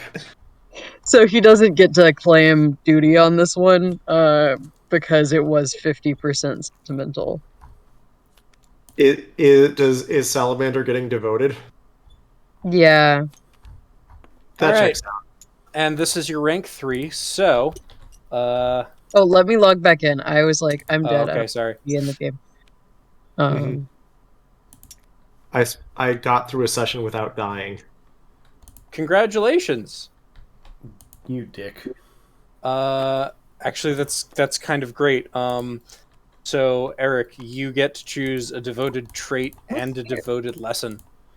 Unless I end up going devoted, which might limit the choices, but I don't know. Are you going devoted? I don't know. How do you feel about how you died? Higher level, so Eric gets first choice. Is that how that works? I thought it was I died first, but It's negotiable. Yeah. Are you planning on going devoted? If not, it's a non-issue. I don't know, because here's the thing, like, at one point, for some reason, like, yes, I feel like I died trying to protect others, but at the same point, part of me is like, but if I'm not there to protect them, are they just going to end up dying? And that's what Salamander ultimately ended up did, which justified my fears of, even when I try to help, I end up failing. So I'm not sure. Are you just trying to be a bitter every time? I'm not trying to be. I'm not trying to be a bitter every time, but like Pout's outlook is every time they've died. The only time we had a full success was when we beat back the dread that first time and stopped them from 100% coming back. That was the only full success we've ever had. I mean, What I would call a full success, actually. if arguing with Pout's spirit is valid, Hunter will argue with him about this. Oh, But well, you're not the one who could do this. Ziggy is, and Ziggy is currently asleep. Yeah. Ziggy's currently Ziggy can let you guys argue. Although I would watch the hell out of next weekend if you guys want to fucking. Nah, maybe. we'll do, Also, there's gonna be a lot going on. what a session for you giving Pout. my character a reason to not be reckless. Hey, Pout. yeah. So if you were to go devoted, you would not primarily be interested in Twist of Fate, correct? You would be primarily interested in wound binding. I don't know what either of those are. Wound binding is where hold you on, I see get to him. take wounds for other people. One spark to a turn, mark ally with a Izzy does get to look at the rank 4s also. yeah. Because I want to take Twist of Fate. Yeah, that sounds legit. That sounds very legit. Yeah, that's fair. I'm not really interested in that one. Okay. Wash, remind me again what everything is for dying, because like part of me is like, is it bitter, is it durant, or is it devoted kind of thing? Let me look at the list here. Also, I'm very happy that you guys took the Pyrean artifacts because It'll make you happy, Nick. One of them lets you spend up to 2. The Vembrance will let you put up a shield that lets you spend up to 2 sparks on defense. I mean, literally the reason why Hunter's like that is like, man, after Pout, who constantly goes down, I get stabbed a lot. I'd like to stop getting stabbed a lot. Oh, y'all can argue over who gets it, but anyway. Pout doesn't care. To answer your question, Eric, where's the list? I'm Izzy. I know. I'm answering Eric's question first. Oh, okay. My question? What was the Oh question? yeah, Which you get was... power Oh, to no, it was Izzy's question. What am I saying? Yeah, that's what I'm saying. There was no question that Eric left out. Though I have specified Pout needs to have a sit-down with Salamander on camera once they both come back alive. I'm looking forward to it. Because Pout has issues with the person who is younger than him constantly, doing things that are like crazy and reckless in his eyes. That's his job. He's trying to keep people safe by doing things that he knows are reckless. How many quotes can we put around younger?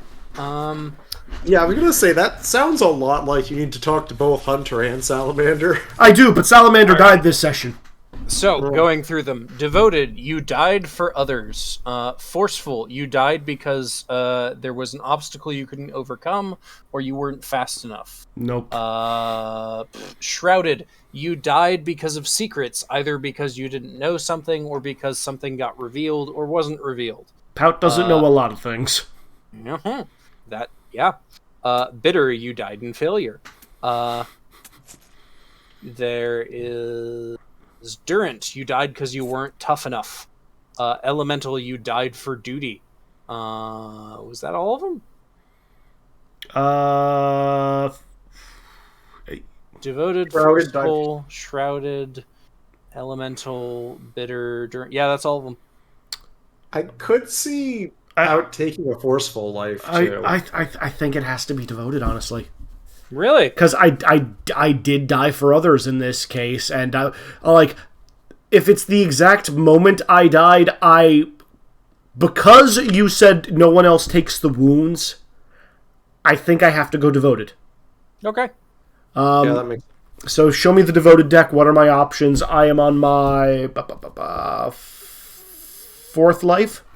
Okay, so you don't get a trait this round, I think. Do I get a 5? Or do I take something out of the deck? I'm looking for the rest of them. Do you want me to also pull that up because I'm near it in the thing? I got a 4. Also, Izzy, good luck calling Salamander reckless to his face. I am well aware this is going to be an argument. Good. Don't forget, I have reckless as a trait literally in my fucking deck. Observe. Yeah, I am literally the one of my third cards. most reckless person on the team. Rank 4, right, for Izzy? Izzy, do you get rank 4s or rank 5s? Because I think he's hitting my rank, which is rank 4 right Yeah, now. I'm hitting your rank. So you get 2 more sparks, add a 5, and gain a lesson. Oh, I also accidentally missed one when you were looking at stuff, Eric. There was let also me take a Blessing look of at that. Vigor. When you make a spell check associated with healing, add 5. During your turn, you may burn 1 spark to allow an ally to draw cards until they reach their draw limit. That's really good. Man, that would combo so fucking well with the dumb card I have. There's also Oh well. yeah. Let me take another look at the one I took. That's really tempting. So I get a 5, correct? You get a 4. It sounds like, unless do you already have a 4 in your deck or in your lessons? No. I'm sorry. I mean something in my deck, like a Grace 5 or a Strength 5.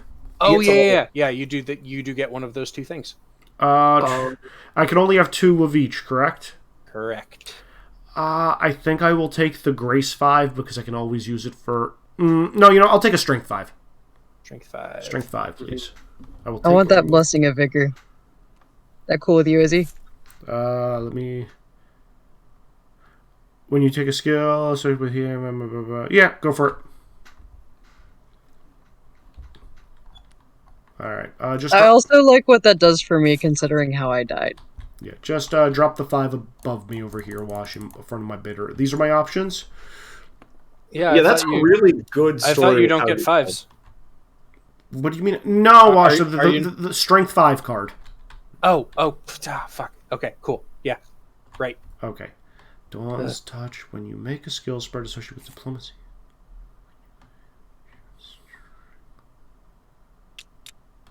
Well, can't fucking use Dawn's touch. Unless I want to be an asshole to Ziggy. Whenever you make an attack spread, burn any number of your wingmate. Yeah, devoted has been popular. Weirdly. I mean, if that's the case, I can go Durant instead. Because I didn't survive the thing. If everybody is going devoted, I can not do it. That's fine. I mean, are you fishing? I'm not fishing. I'm just saying, like, if no, then you're good.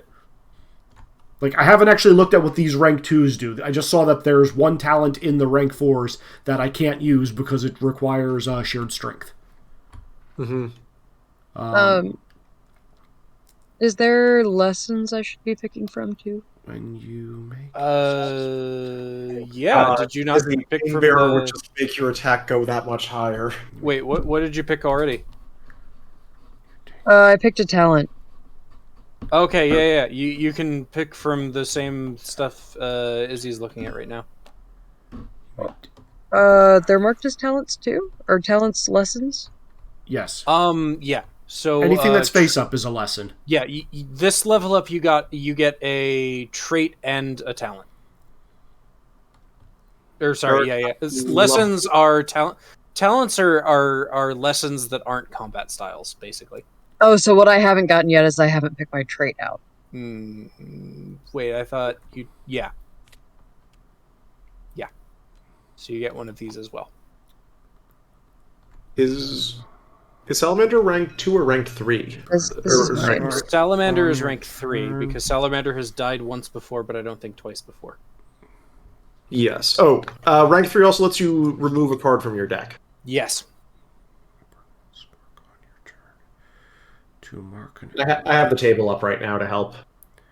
Dump a 2 you don't like, Eric. I will in just a second. Huh. Wound binding does actually fit how Pout's been acting, is he? Yeah, it does. You may commit 1 spark to Pain Bearer for every wound you... Yeah, wound binding gives you a use for your sparks.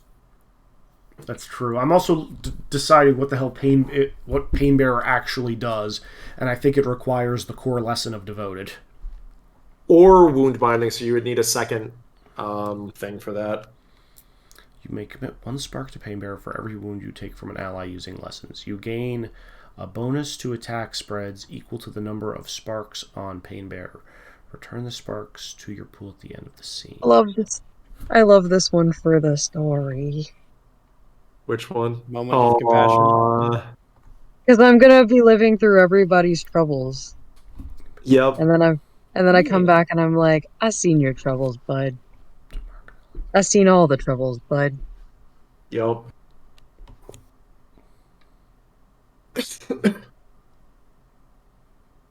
Alright, I'm gonna be back in a minute. I'm gonna go check on my wife. Oh, actually, wound binding is pretty. Wound binding is pretty solid. Yeah, I told you. Yeah, no. That feels pretty accurate to your character, isn't it? Yeah, it does. All right, I guess I am taking wound binding. Because why not? Yep. Stop. Poor Dan, he never dies. I'm gonna wound bind him first. I find it really funny that Dan is in the exact opposite role he normally is.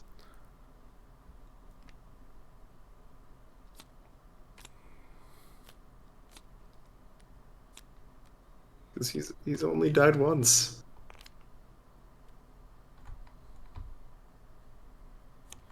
Yeah, unfortunately, the rank 4s are kind of garbage for this. Mhm. Oh god. I'm exceptionally excited about this one because it makes me a better person. Yeah, this is pretty interesting for Salamander's arc. Right? Like, it looks okay. You weren't here when I said this. I said that what he did was not as uncalculated as it looked like it was. It was pretty calculated. Mhm. But for him, it was like 50% calculated. I felt like it was calculated as he was doing it. Of I might be able to learn what the fuck's going on here. Yes, but also he was like, what if? Because didn't you find out that the person you care about's alive? Yep. Yeah, so he was like, wait, what if something bad happens to Hunter's person? This is the reason why this session was very funny. Where prior to getting there, there was a reason for Hunter to actually hold back her incredible amounts of aggro.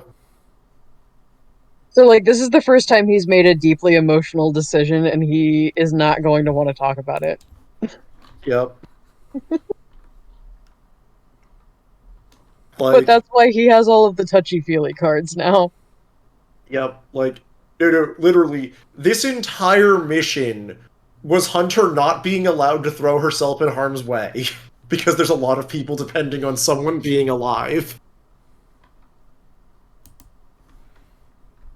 Derp. This was really funny at the end of it because of this. I can't freaking find my PDF. Where the hell did Wash put it in the, I'm back Also- and slightly sad. Oh, why sad? Because my wife got home at 6:30 and this game started at 7.